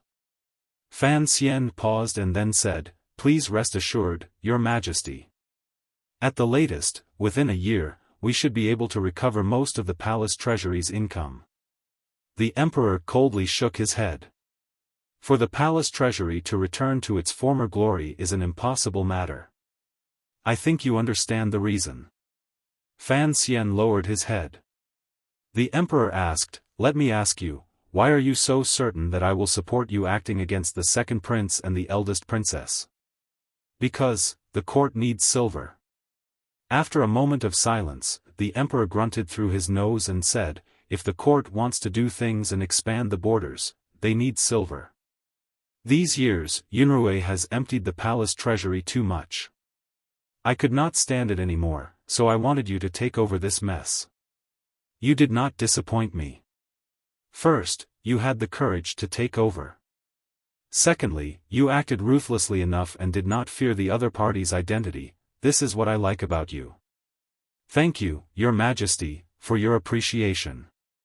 Fan Xian could only thank the emperor because the matter involved the eldest princess. After all, she was his mother-in-law, so he could not rashly comment. The emperor picked up a pine nut and put it to his lips. He slowly savored the fragrance. Outside the pavilion, the wind had stopped and the snow had disappeared. There was a slight chill in the silence. Yi Zhong has returned to Cangzhou. I have made Prince He the commander of the imperial army. I heard that there is a lot of discussion in the capital. Did you hear anything? The emperor seemed to ask very casually. Fan Xian smiled bitterly and replied, "Of course, discussion is unavoidable. After all, it does not seem to conform to old practice." "Your opinion?" Fan Xian was shocked. How could he have the right to give his opinion on such a matter? He quickly said, "Your Majesty is far-sighted and calm. I dare not speak rashly." "Speak. I forgive you of your crimes." The emperor did not look at Fan Xian's delicate face. He only focused his gaze on the winter tree in the palace garden. Fan Xian calmed down.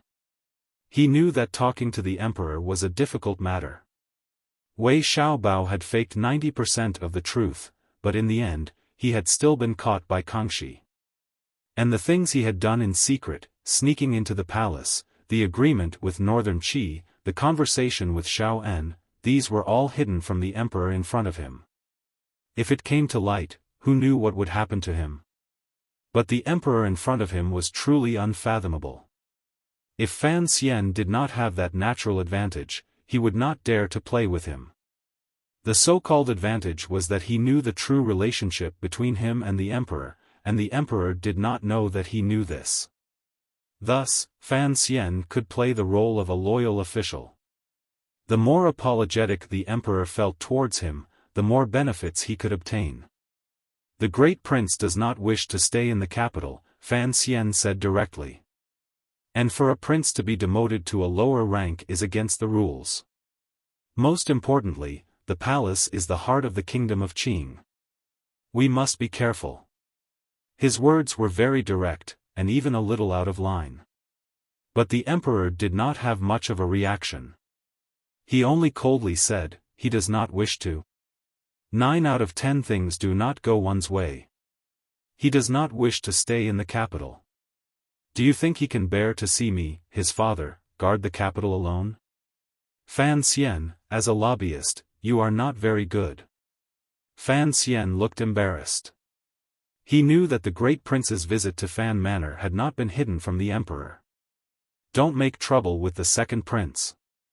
If he calms down. The emperor closed his eyes and put an end to what had happened in the capital. Yes. Fan Xian nodded.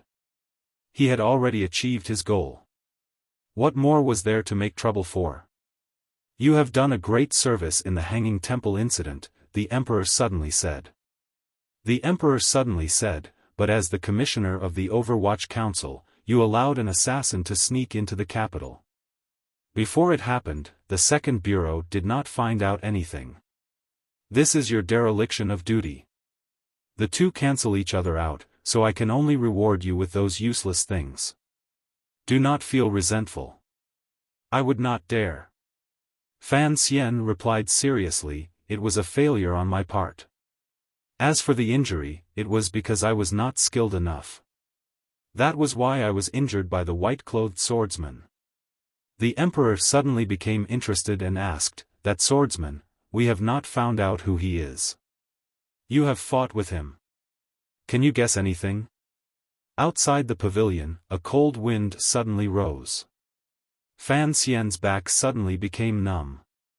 A drop of sweat rolled down his neck and dripped down the inside of his undershirt. He did not know what the emperor's real purpose was, but he felt that if he was not careful, he would lose everything. The white-clothed swordsman was the shadow. No matter what reason Chen Pingping had for setting up this trap, he would not tell the emperor the truth before he told Fan Xian. But if the emperor vaguely guessed this, how should he answer? If he said he did not know, would it shake the position he had worked so hard to establish in the emperor's heart? It was only a moment of shock, but Fan Xian concealed it well. Your Majesty, didn't you say that the white-clothed swordsman was Sigu Jian's younger brother? The emperor laughed coldly. Back in the day when Dongyi was in chaos, Sigu Jian's sword was merciless. He killed who knows how many of his own family members. It is said that one of his brothers escaped. I guessed it. That day on the tall building, that brilliant sword strike, if it were not for Sigu Jian's sword will, I'm afraid my eyes would have been blinded. Fan Xian's heart was slightly at ease. He knew he had gambled correctly. He smiled and said, it is a pity. If I could have had concrete evidence, next year, I would have used this excuse to send troops against Dongyi. My injury would have been worth it. These words scratched the emperor's itch. The emperor liked this kind of shameless method the most. He smiled and said, after Sigu Jian was cured by Fei Jie, he never acted like an idiot again. How could he admit to this? First, he did not admit that there was still a brother alive in this world. Then, he sent a letter of credence, expressing shock and sympathy for the assassination attempt on me. He expressed disbelief at the viciousness of the assassin.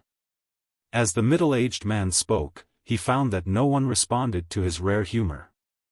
Turning his head, he found that Fan Xian was looking at him seriously.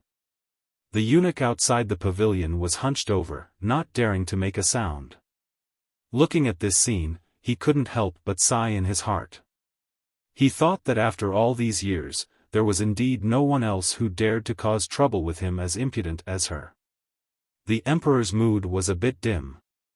Slowly, he opened his mouth and asked, Fan Xian, that day upstairs, why did you save Pinger first? Fan Xian sat in his wheelchair and asked for forgiveness.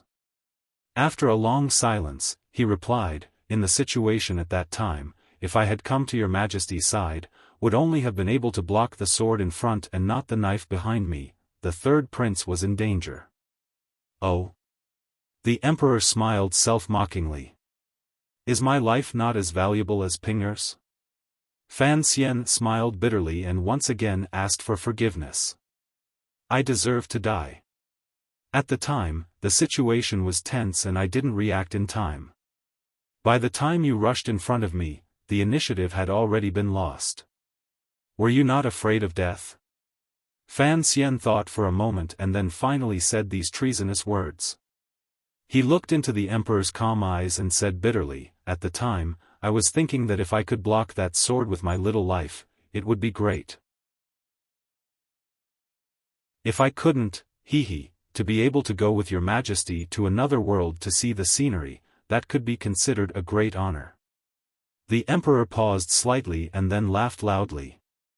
His laughter shook the sky and traveled far outside the pavilion. The eunuchs and serving girls waiting in the corner of the garden in the royal palace heard the emperor's rare happy laughter and couldn't help but look at each other. They didn't know what joke Commissioner Fan had told to make the emperor so happy. The emperor stopped laughing. The more he looked at the familiar expression between Fan Xian's brows, the more comforted he felt. Slowing his voice, he said, on this trip to Jiangnan, be careful. Don't rush to the front for everything. I heard you were also as noisy in the north. You're a proper official, yet you don't know how to cherish your life. Fan Xian felt slightly embarrassed. He knew the emperor's words were reasonable. Of the officials of a country, how many would be as accustomed to taking risks as he was in the past? However, deep in his bones, he liked to travel alone. When all was said and done, it was because he didn't trust others. However, there were still a few months until the Jiangnan trip. The emperor's parting edict seemed to have come a bit too early. Your Majesty. Fan Xian thought of an important matter and said uneasily, what you said earlier at Yi Guipin's place, was it a naughty joke? The emperor glared at him and said coldly, an emperor does not joke. Fan Xian was terrified. I am not old and have little prestige. How can I be the teacher of a prince? The emperor smiled and looked at him. I heard, when you were in Shangjing in northern Qi, that little emperor respected you very much. As for prestige, even Zhuang Mohan praised you. Why can't I be the teacher? The northern Qi grand tutor is only a junior of Zhuang Mohan. If it wasn't for the fact that you are truly too young, I would have directly issued an edict for you to enter the palace to lecture. Who would dare to say anything? But Fan Xian somewhat regretted the illustrious reputation he had created out of his own vanity. Vexed, he said, but I am going to Jiangnan next spring. It would not be good to delay the third prince's studies. The emperor waved his hand. Take Pinger with you. I have already spoken with the Empress Dowager. Fan Xian opened his mouth wide and didn't say anything for a long time. Do well, the emperor said with a calm expression. After the Jiangnan matter, stay in the capital for another 2 years. I will let you enter the Hall of Governmental Affairs. He stared into Fan Xian's eyes and said in a gentle tone, I do think highly of you. After a moment of silence, Fan Xian nodded his head without any pretense. He knew that the conversation was over, so he prepared to take his leave and go home. Unexpectedly, the emperor waved his hand again and lightly said, Today is the beginning of winter. There is a banquet in the palace. You can eat in the palace. I have already sent someone to your home to pick up Wanner. Fan Xian's heart jumped again. He didn't know what this meant or if it didn't explain anything. The Empress Dowager wants to see you, the emperor said. He coughed again to cover it up. She wants to see what exactly Wanner's husband looks like. The emperor sat in the royal carriage and left. The pavilion quieted down. Only Fan Xian and the little eunuch responsible for pushing the wheelchair remained. Fan Xian watched the direction the emperor left in. A cold self-mockery flashed through his eyes. Although it had happened suddenly, he still had some hope that the middle-aged man would let him see that painting. Perhaps the middle-aged man would say something to him? Who would have thought that in the end, it would still be this kind of benevolent and loyal subject? There was a faint disappointment in his heart. The royal family had always been heartless. He knew this, and he had never seen the middle-aged man as his father. The so-called disappointment was actually just disappointment for that woman called Yi Qingmei. Looking at the emperor's attitude toward him, he knew that he was a fickle person. At least, toward his mother, he did not have a heart of gratitude or enough remembrance. In other words, even if the emperor now had complete trust in him, even if he already saw him as his closest official, he was still only an official. If one day his identity was revealed, he would no longer be a loyal official who protected the emperor, and it would involve the ownership of that chair. Fan Xian smiled coldly in his heart. He had no interest in being the emperor. Being the commissioner of the Overwatch Council was an interest he had raised since he was young. Whether or not he wanted to be was his problem. Whether or not the middle-aged man would let him stand in the order was a problem of morality. F***ck. I don't want to talk about you. After venting his anger by cursing the emperor's mother, Fan Xian took a deep breath. He knew that his gloominess was indeed unreasonable. Because Lady Ning was a Dongyi prisoner of war, the great prince had been automatically stripped of his right to inherit the throne by many people. Furthermore, he was a character who could not see the light of day. Furthermore, there must have been some loose ends left in his mother's strange death, which was why the emperor did not dare to acknowledge him until now. What confused Fan Xian was that, from the day he had guessed his identity, he had given up on the idea. Why did he suddenly care so much about it today? With a soft drip, a drop of snow water dripped down from the eaves of the pavilion and softly hit the stone steps. The sound startled Fan Xian. He raised his eyes to gaze at the early winter scenery outside the pavilion and sighed. He thought to himself that perhaps it was because the environment in the palace was too oppressive that it made him think about those boring things that he did not need to think about. Commissioner. Sir, there is still some time for dinner. The emperor has instructed that you can wander as you please, the young eunuch Hongzhu said with his head lowered, but his voice trembled. He could wander as he pleased in the rear palace. He was not recuperating in the plum garden, so it was better not to break any taboos. Fan Xian shook his head. I'll just watch from this pavilion. He noticed the young eunuch's voice and narrowed his eyes. They swept over the young eunuch's body like two small knives. This gaze made the young eunuch nervous. Cold? Yes. Sweating? Yes. The corners of Fan Xian's lips twitched and he smiled. Don't be afraid.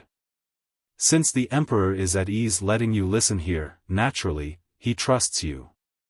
That was true. The conversation between the emperor and Fan Xian in the pavilion seemed like a normal family affair, but the information hidden within was very rich. For the first time, Hongzhu learned that the battle between the Overwatch Council and the Second Prince, as well as the matter of the palace treasury, had been tacitly approved by the emperor. Commissioner Fan was incomparably intelligent and had secretly agreed with the emperor's actions. And it seemed that Commissioner Fan was about to make some big move again. If these things got out of the palace, it would probably cause a huge uproar. I'm not afraid, Hongzhu replied pitifully. Fan Xian looked at the young eunuch's pitted face and suddenly asked curiously, eunuchs also have pimples? Pimples? Hongzhu was slightly startled and immediately understood what he meant. Somewhat annoyed, he replied, I'm not sure either. It was quiet outside the pavilion. In the distance, there were palace maids moving about. All around, the cold lake was cold and awe-inspiring. There was a gentle breeze coming from the lake, entering the pavilion and circling around his body. Slightly calming the irritation in his heart, Fan Xian smiled. You are Hongzhu? Recommending the urban lifestyle novel, Snake and Scorpion. The author is richly carved. It tells the story of a strong woman in the business world. Everyone is welcome to collect, click, and recommend. The link is here, http Confu. Audiobook. ASP BL_ID equals 151,321.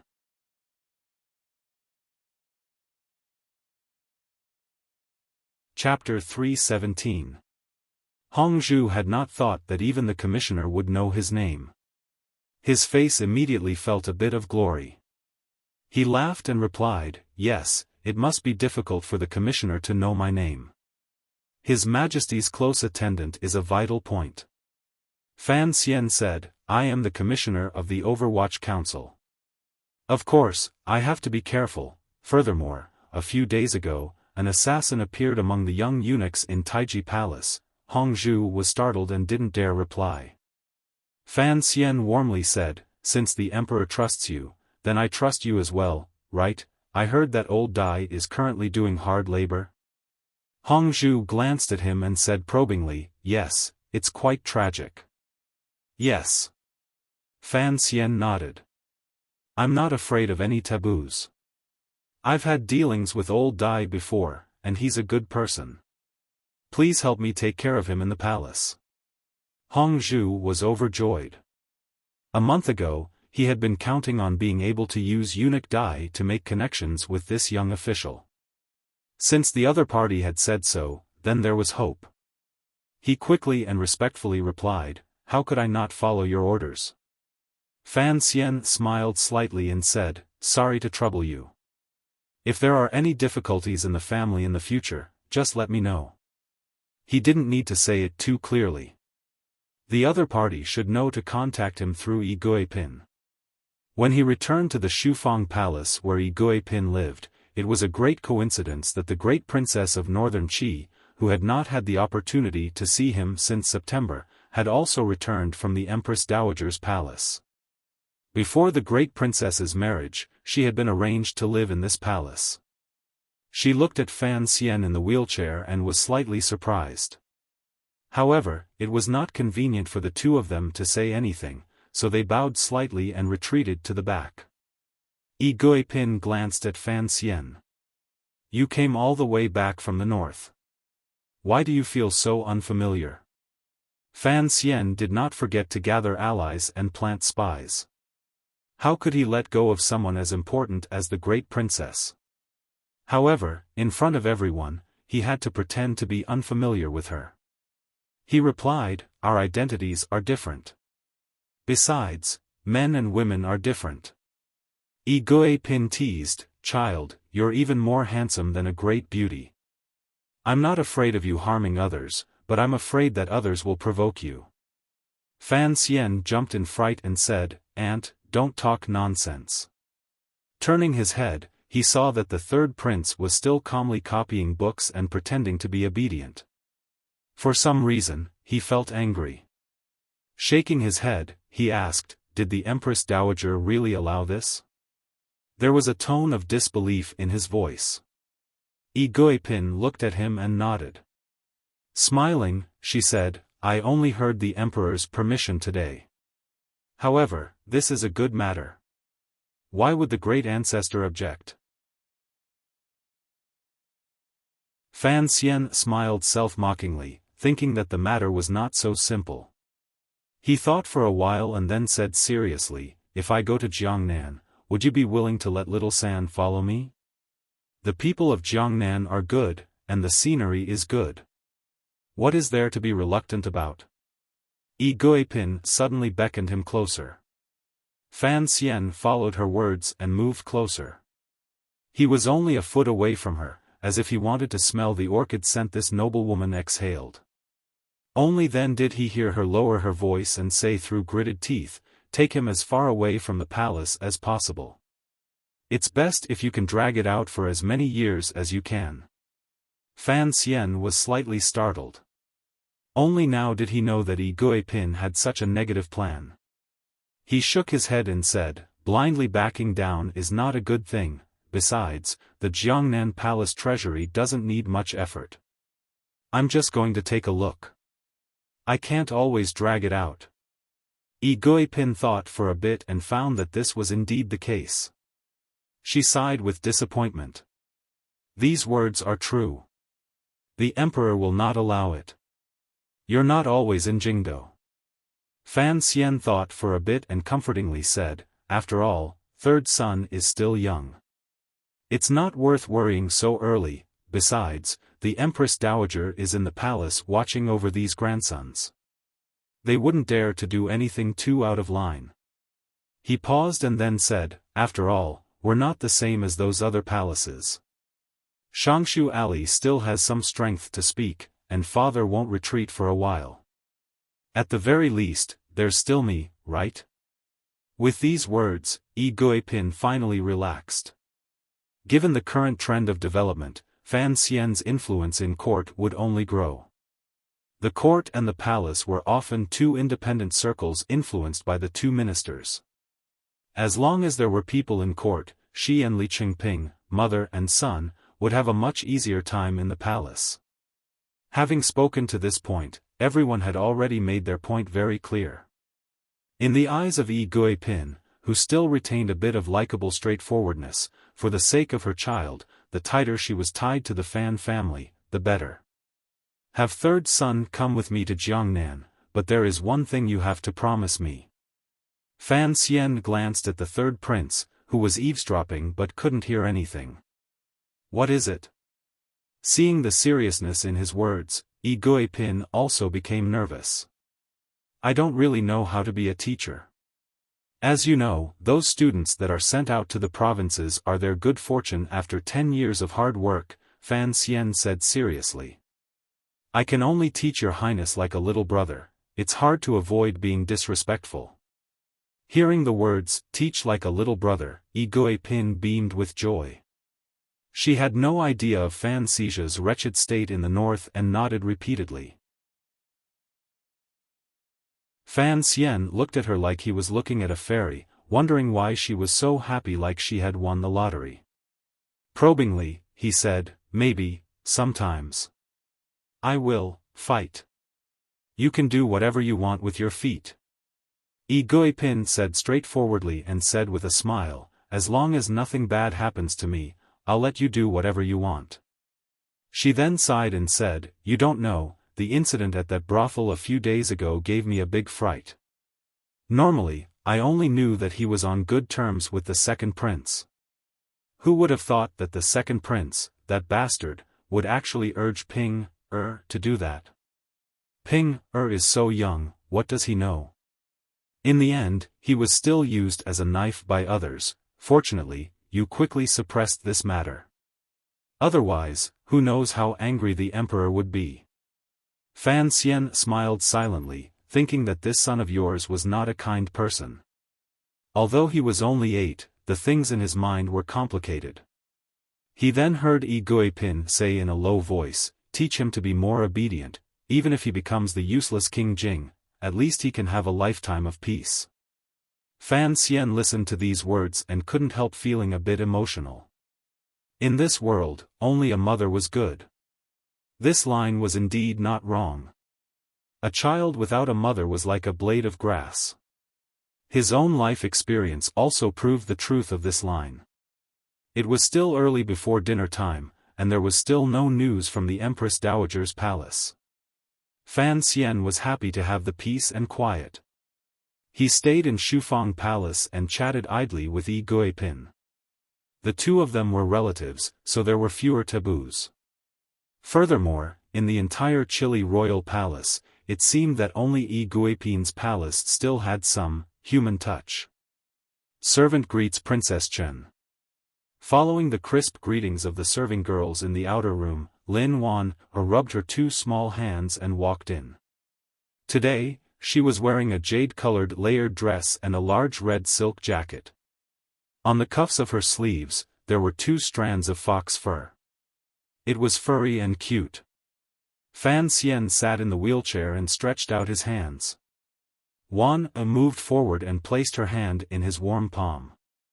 Her movements were very natural. Fan Xian gently rubbed the girl's slightly cold hands and asked curiously, you came just like that? The colors were similar to red and green. However, the red was a bit more vivid, and the jadeite exuded nobility. It was much more pleasing to the eye when worn on Wan Er's body. However, entering the palace to eat, one should always dress more gorgeously. Lin Wan pouted and said, I waited for you at home for a long time, but no one came. Later, Su Wan Mao called someone over to say something. Only then did I know you had been summoned into the palace. I brought Dabao back to the manor. Just as we reached the door, we were stopped by a eunuch. We were dragged into the palace to see the Empress Dowager and Empress First. Fortunately, the other ladies were all serving in the Empress Dowager's palace, so we didn't have to go to each palace to pay our respects. We were in a hurry along the way and didn't have time to change. Right, where's Dabao? Fan Xian was most concerned about his silly brother-in-law. Don't worry, Ruoruo is at home. Lin Wan accepted the hot towel the serving girl handed over and carelessly wiped her face. She sat down beside Yi Guipin and tilted her head with a smile. What are you talking about? Yi Guipin didn't rush to reply. She first scolded the serving girl a bit. Using a hot towel to let the princess wipe her face on such a cold day, she wasn't afraid that she would be stirred up by the cold wind when she went out later. Only then did she turn her head and smile as she recounted the emperor's arrangements. Lin Wan glanced at Fan Xian in astonishment. It's settled just like that? Fan Xian nodded and shrugged his shoulders. There was nothing he could do. Dragging down his family, it looked like his trip to Jiangnan in the future would certainly be very exciting. A eunuch came to pass on a message inviting the 5 nobles of Shufang Palace to Hanguang Palace to eat. Yi Guipin quickly pulled the 3rd prince's hand to the back room to freshen up. She also had to dress herself well. Taking advantage of this time, Fan Xian lowered his voice and asked, the matter I told you to talk about with the Empress Dowager, how is it going? Lin Wan looked around and shook her head. In a quiet voice, she said, you wanted to break off the engagement, but you didn't discuss this with me earlier. Suddenly doing something like this, how could the Empress Dowager allow it? Besides, I am, after all, a junior. Talking about this matter is not very polite. Fan Xian sighed and said, if Ruoruo doesn't like it, what can I do as her brother? However, I did tell you about this matter a bit late. I wanted to take advantage of the Baoyue brothel incident. Hongcheng is currently making the palace unhappy, so I wanted to take advantage of this opportunity to take care of this matter. I didn't think it would be so troublesome. The emperor has appointed a marriage. How can it be broken off just like that? Wan furrowed her brows. You spoil Ruoruo too much. Fan Xian chuckled and said, I only have this one sister. If I don't spoil her, who will? I think it's better for you to come into the palace. Wan stared at the back room and confirmed that no one was listening. Only then did she quietly say, let the old master directly tell the emperor that the 2 of us are not enough. Fan Xian said with distress, although the 2 families have fought like this, father really does like Hongcheng. Even when Hongcheng goes to the brothel every day, he doesn't think it's a big deal. He always says he watched him grow up, and the 2 families are very close. He can't let the 2nd prince cause the 2 families to separate. Lin Wan laughed and said, you used to be the most famous person in Lujing River. Of course, you don't think this is a big deal. After saying this, she realized that it was inappropriate for a daughter-in-law to tease her father-in-law, so she laughed and covered it up. Fan Xian was worried about his sister, so he didn't make fun of her. His brows were full of helplessness.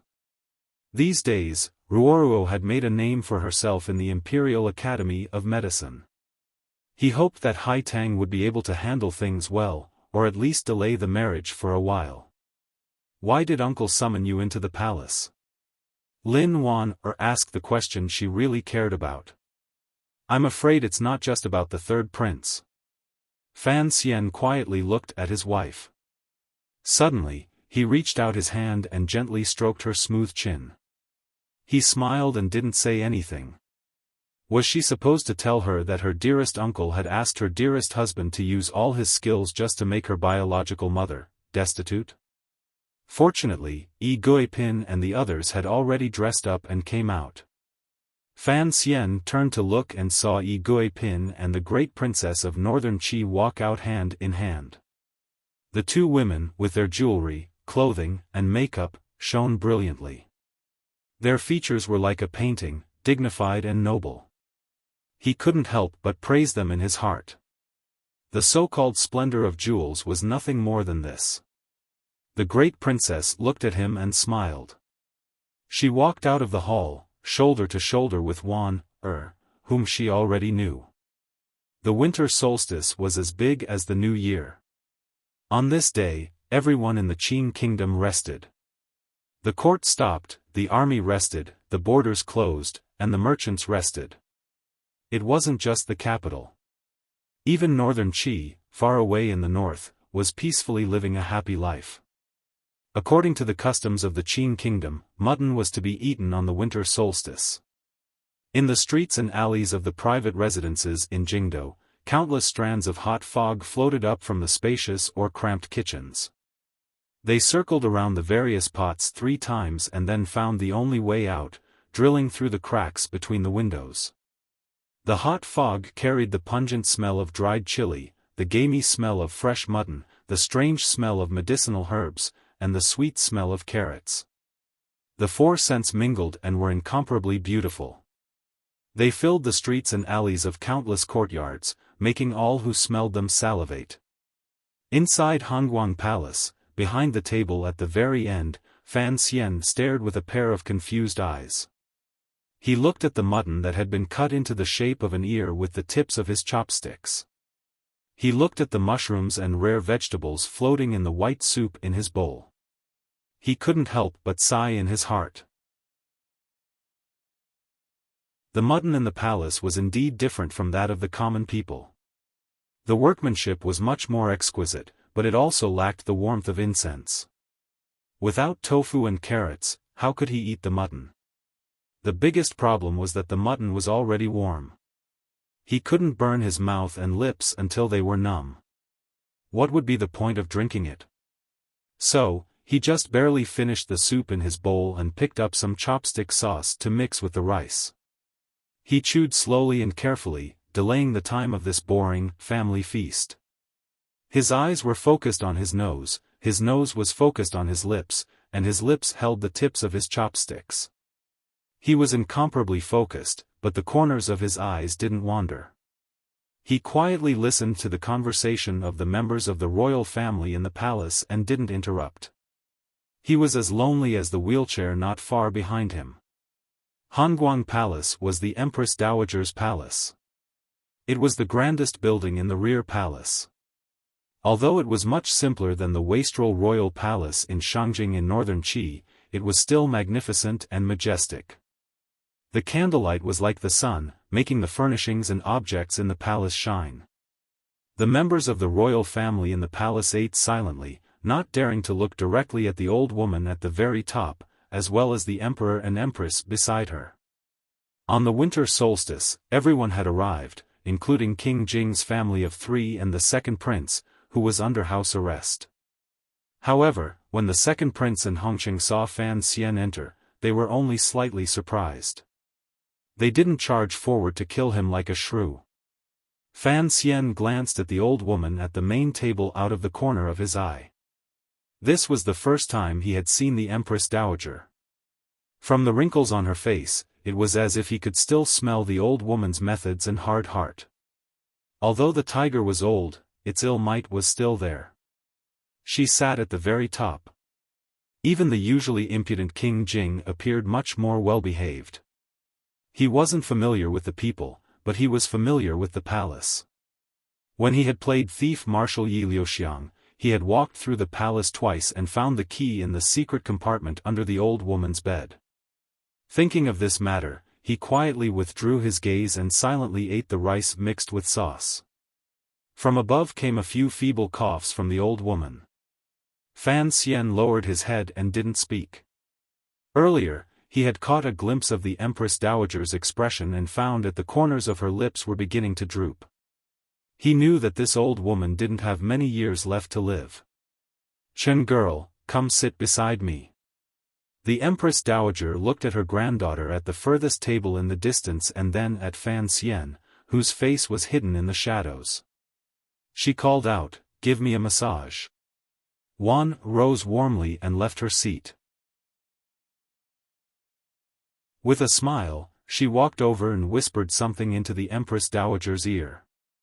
She then glanced at Fan Xian, who was bitterly eating the rice with soy sauce. She guessed that she was trying to make the old woman happy and tell her a joke. As expected, the Empress Dowager laughed and laughingly scolded, "Looks like you've fed him well in the Fan manner. He can't even eat in the palace anymore." Although her voice was low, it clearly reached everyone's ears. They all knew that she was talking about Fan Xian.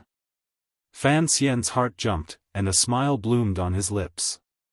It seemed that it wasn't a lie that Wan was the most favored in the palace. As long as the Empress Dowager and the Emperor liked her, her position in the palace would naturally rise. But he still felt a little nervous. Today was the first time he had seen the Empress Dowager. The old woman occasionally glanced at him, and it made him shiver. Logically speaking, a grandmother looking at a grandson shouldn't look at him like that. That look was very complicated. There was a glimmer of gratification, 2 parts pride, 3 parts doubt, and the remaining 4 parts vigilance and coldness. When the Empress Dowager spoke, everyone had already stopped eating. They were listening to what the old woman had to say at the winter solstice banquet. "Today, everyone has arrived. Last year, I was not feeling well, so I didn't have the gathering. Today, seeing the prince consort, I am very happy." The Empress Dowager said she was happy, but there was no expression on her face. She turned to the emperor and said, "But it's not good for your sister to stay alone in Xinyang. Her daughter and son-in-law are both in the capital. I don't like her living in the Li Palace all the time." Fan Xian laughed coldly in his heart. He knew that they had finally reached the main topic. The meaning was clear. If he, the prince consort, could attend the royal banquet, why couldn't the eldest princess? The emperor's deep eyes flashed. "The weather is cold, and the roads are not easy to travel. When spring comes, let Yunrui come back." Hearing these words, the Empress Dowager nodded her head in satisfaction. Fan Xian noticed that the second prince's left sleeve trembled unnaturally.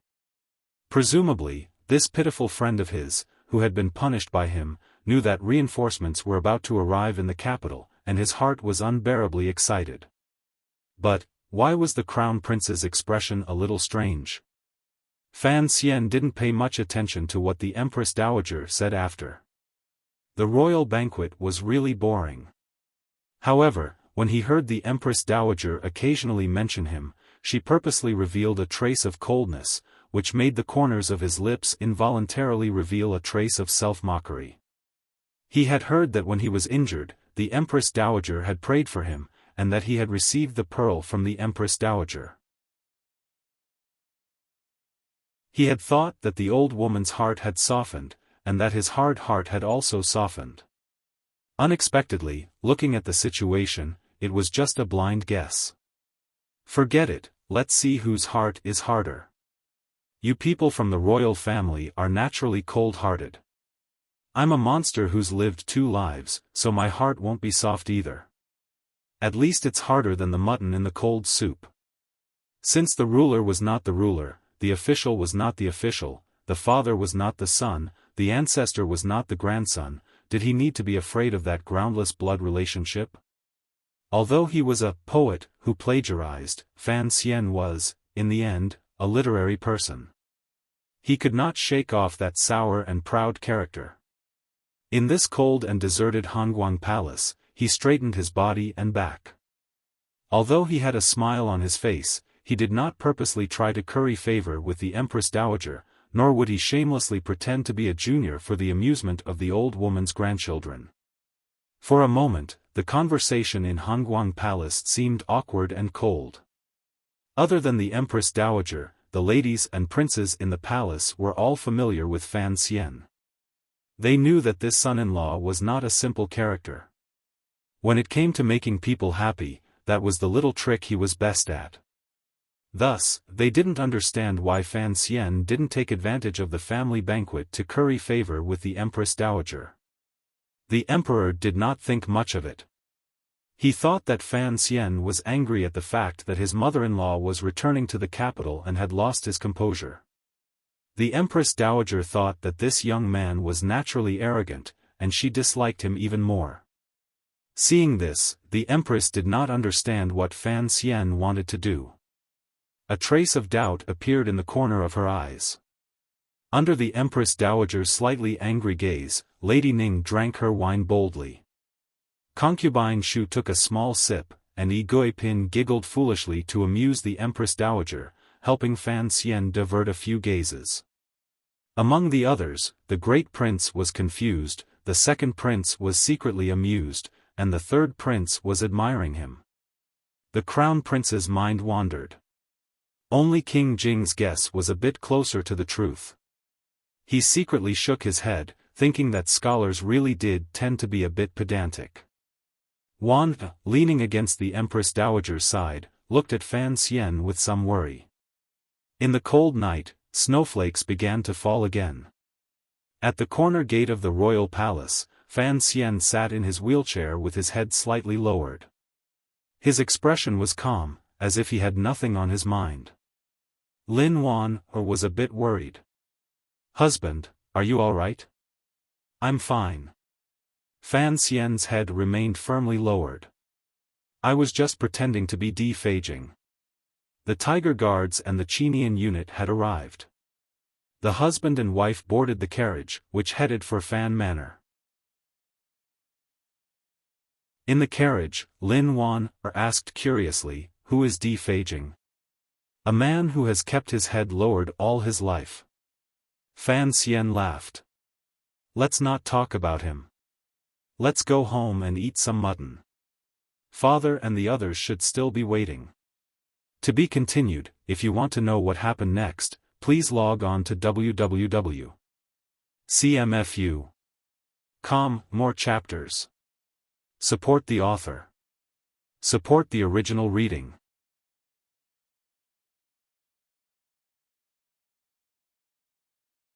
Chapter 318. About 4,000 li to the northeast of Qing Kingdom's Jingdo, in the even more ancient and brilliant Shangjing, the snowfall was extremely heavy. Snowflakes as thick as goose feathers fell to the ground. The streets and alleys of Shangjing seemed to be covered with a layer of pure white wool carpet. However, the snow did not accumulate on the manors with heated stoves. The black eaves of the houses were exposed, and the two contrasted particularly beautiful. From the city gate, one could see the palace built against the mountain in the distance. The pure black eaves of the palace were a deeper shade than the black eaves of the houses. On the snowy cliffs of the mountain, layers of winter trees were covered in frost and snow. The waterfalls had gradually softened into icy creeks. The stone paths were slanted and lonely. The winter mountain and the palace blended harmoniously. After the summer passed, many things happened in northern Qi. The most shocking was naturally the assassination of the provost of the Discipline Commission, Shenzhong. Commander Shang Shanhu, who had galloped through the streets that night, was still under house arrest. The attitude of the court and the palace was clear. After Shenzhong's death, he was immediately charged with numerous crimes. The Shen family was destroyed, and only Lady Shen, whom the people of Shangjing were familiar with, had suddenly disappeared without a trace. Shenzhong's sudden death was a heavy blow to the embroidered uniform guards. The already weak Northern Qi Secret Service had been secretly dealt a blow by the young emperor. After losing a shrewd leader, they appeared even weaker. Even the Empress Dowager's voice had become much quieter. In the past few months, all the members of the Brocade Guard had been nervous. No one had come to take over the yamen, and no one knew how the court would deal with it. Fortunately, the court had finally issued a decree a few days ago. The son of Marquis Ningho, Wei Hua of the Honglu Temple, had officially taken over the position that Shenzhong had vacated. In the rumors of Shangjing, the Empress Dowager had wanted Marquis Ningho to be the provost, but the young emperor had refused. Now that the decree had clearly stated that Marquis Ningho's son would take the position, it inevitably caused some discussion. No one knew whether or not the mother and son, who quarreled every day, had finally come to some kind of tacit understanding and compromise. Today, the brocade guard roused themselves, bringing out the fierceness and dominance of the past, and began to carry out a new mission. More than 100 brocade guards dressed in brown official robes surrounded Xiaoshui Street, allowing the snow to fall on them. Xiaoshui Street was not simple.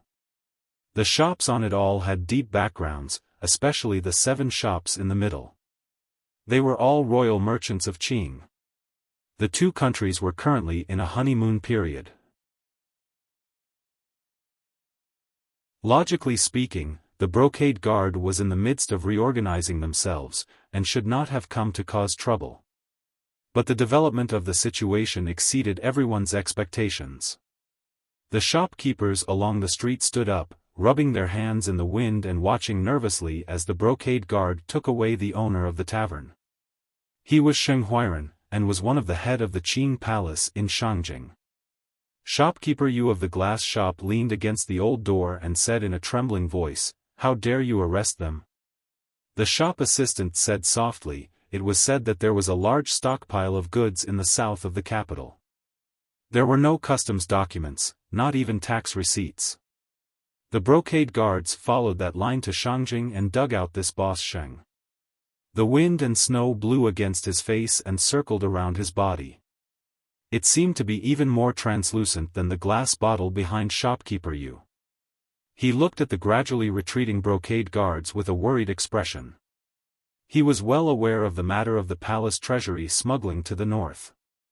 This was a business that the eldest princess had single-handedly carried out. However, Northern Qi had always tacitly agreed to it and enjoyed the benefits of low prices. Why had they suddenly acted today? In the beautiful imperial palace of Shangjing, the young emperor was lying on a warm blanket, one hand holding a pastry to his mouth, the other holding a book, reading it carefully and attentively. The new provost of the Discipline Commission, Wei Hua, carefully glanced at him and deliberated for a moment before summoning up the courage to interrupt the emperor's absent-mindedness. In a quiet voice, he said, "We arrested a few people, but all this time, the Cui family and Xinyang have helped the court a lot, so it was a bit embarrassing. So, according to the Empress Dowager's orders, those with status were released in the end." The young emperor didn't look at him, but the corners of his brows furrowed in disgust.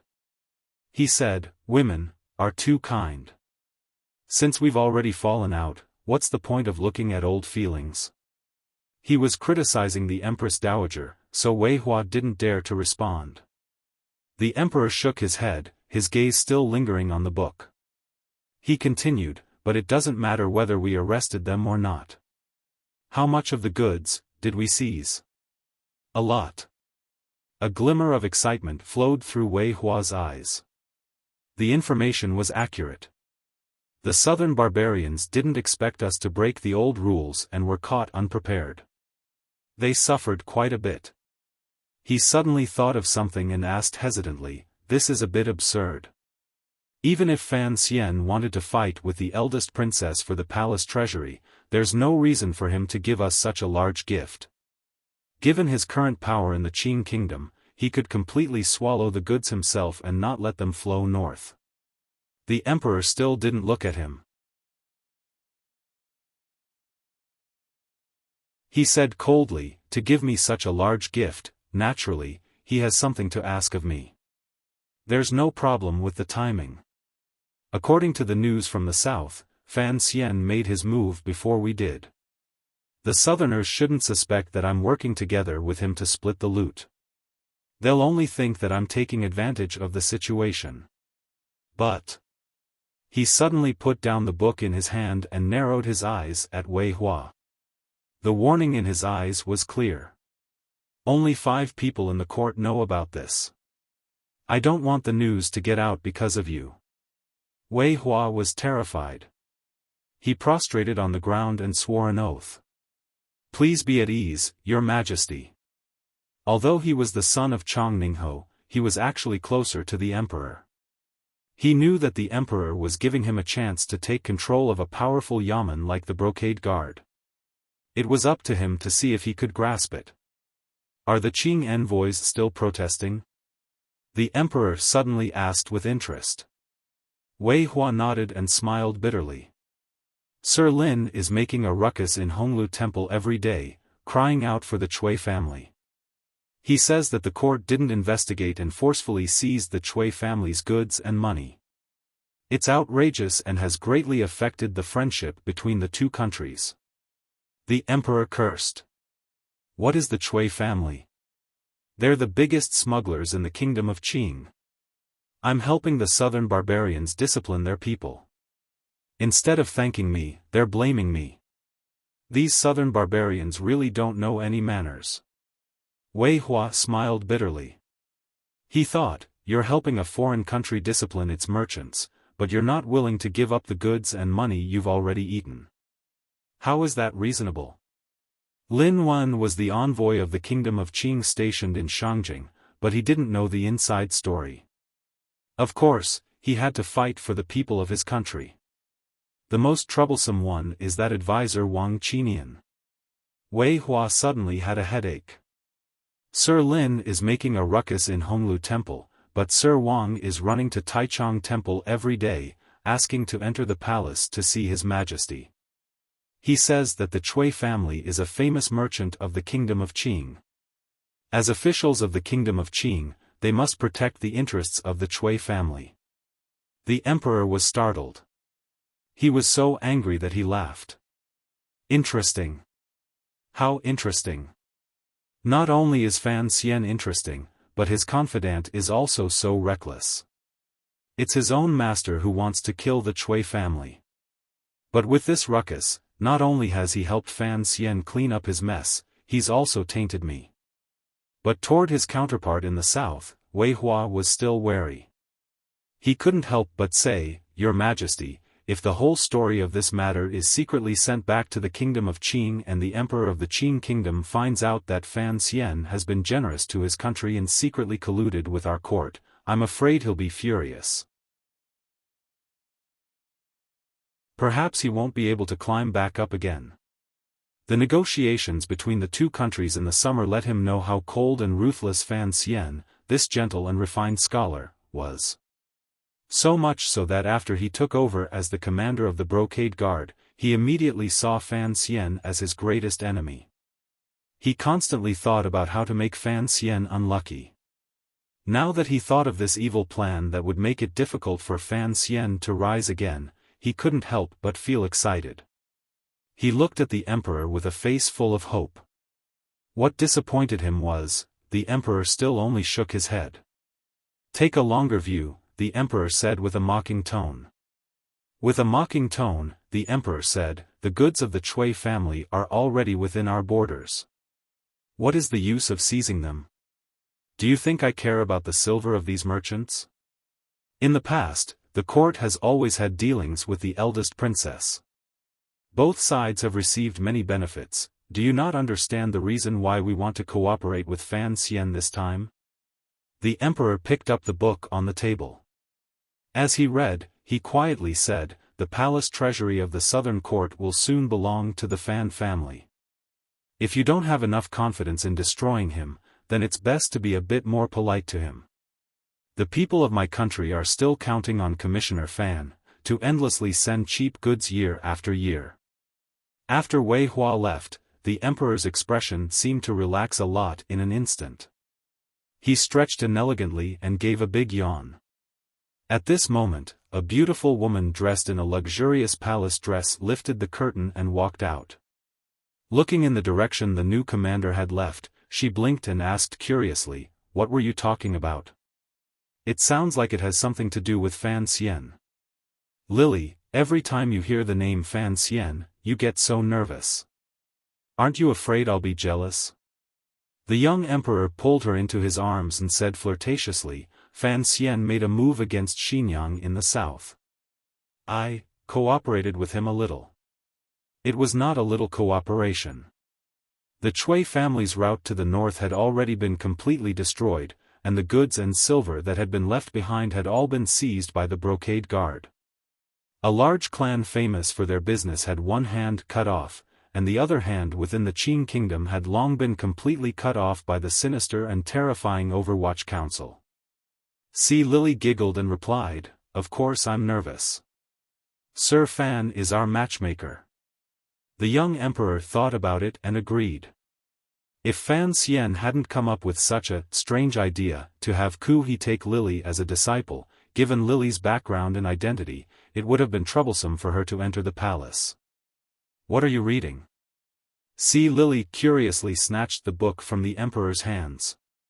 The emperor panicked and snatched it back. Fan Xian specially sent me the latest chapter of the story of the stone. It's unique in the world. Don't ruin it. Si Lily smiled brightly and snuggled up to his side. How could Fan Xian dare to make a move against his own mother-in-law? The emperor shook his head. That bastard seems to be much more daring than I am. The palace in the south is much more complicated than here. Who knows? The noblest river in northern Qi was the Yuchuan River that flowed down from the mountains, circled around the royal palace, and then cut across the ancient city of Shangjing. The further up they went, the closer they got to the royal palace, and the quieter it became. It was snowing heavily today, and ice shards could be seen on the banks of the river. It was bitterly cold.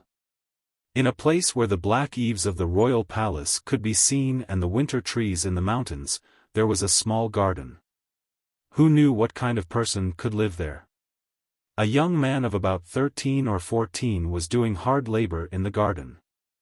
The young man's face was slightly chubby. He pulled the grindstone in the garden and gritted his teeth as he spun it around. The grindstone squeaked, but his legs were trembling. In this cold winter weather, the clothes on his body were drenched in sweat. It was truly a pitiful sight. After spinning around a few times, the young man finally couldn't stand it anymore. He pushed the handle in his hand and turned his head. There are no beans again. Why do you want me to push this empty grindstone? Can't you even afford a donkey? The person he was cursing at was sitting leisurely under the eaves, lying on a deck chair with a thick mattress. Her bright and unobtrusive eyes were watching the snowflakes whizzing past outside the eaves. She seemed to be lost in thought. Hearing the young man's angry roar, she yawned and stood up. She put her hands on her hips and said lazily, "It's snowing today. Where can I buy beans? As for the donkey, don't I have you now? I sold the donkey a few days ago. The chickens and ducks in the garden also need to be kept warm in the winter. They need money." The two people in this strange situation were, of course, Fan Xizha, who had been exiled to northern Qi, and the most famous figure of northern Qi's younger generation, Haitang. Haitang wore a cotton jacket made of flowery cloth. Her hands were in her pockets. A trace of a smile flashed across her plain and unremarkable face. She looked at Fan Xizha and said, "Your brother sent me a letter a few days ago. He told me to discipline you well. It would have been better if she hadn't said it." Once she said this, Fan Xizha finally went crazy. He had been in Shangjing for a few days, and in the end, he had done nothing but be forced to do hard labor by this village girl. Even Yen had been sent away by her. This village girl's status was high, her martial arts were strong, and she was quick-witted. He had thought of escaping many times, but it had never worked. Life in Shangjing was incomparably bitter. Thinking of this, he angrily squatted down and scolded, "Who are you to me? What right do you have to discipline me?" Haitang smiled and didn't reply. She just lay back down and closed her eyes slightly, as if she was going to sleep to the accompaniment of the wind and snow. Fan Xizha looked at her. He knew that if he didn't listen, he probably wouldn't even have food to eat. He could only grab the handle of the millstone again and hatefully gnash his teeth. You look like a village girl, and you still want to marry my brother? Don't think I'll recognize you as my sister-in-law in the future. My mood is difficult to calm. There are some things going on around me that I may not have enough time to write. Please understand. Thank you. You're tuning into the Xiaofan's Wuxia Tales YouTube channel. Don't forget to subscribe and join us on this journey to catch the most captivating stories.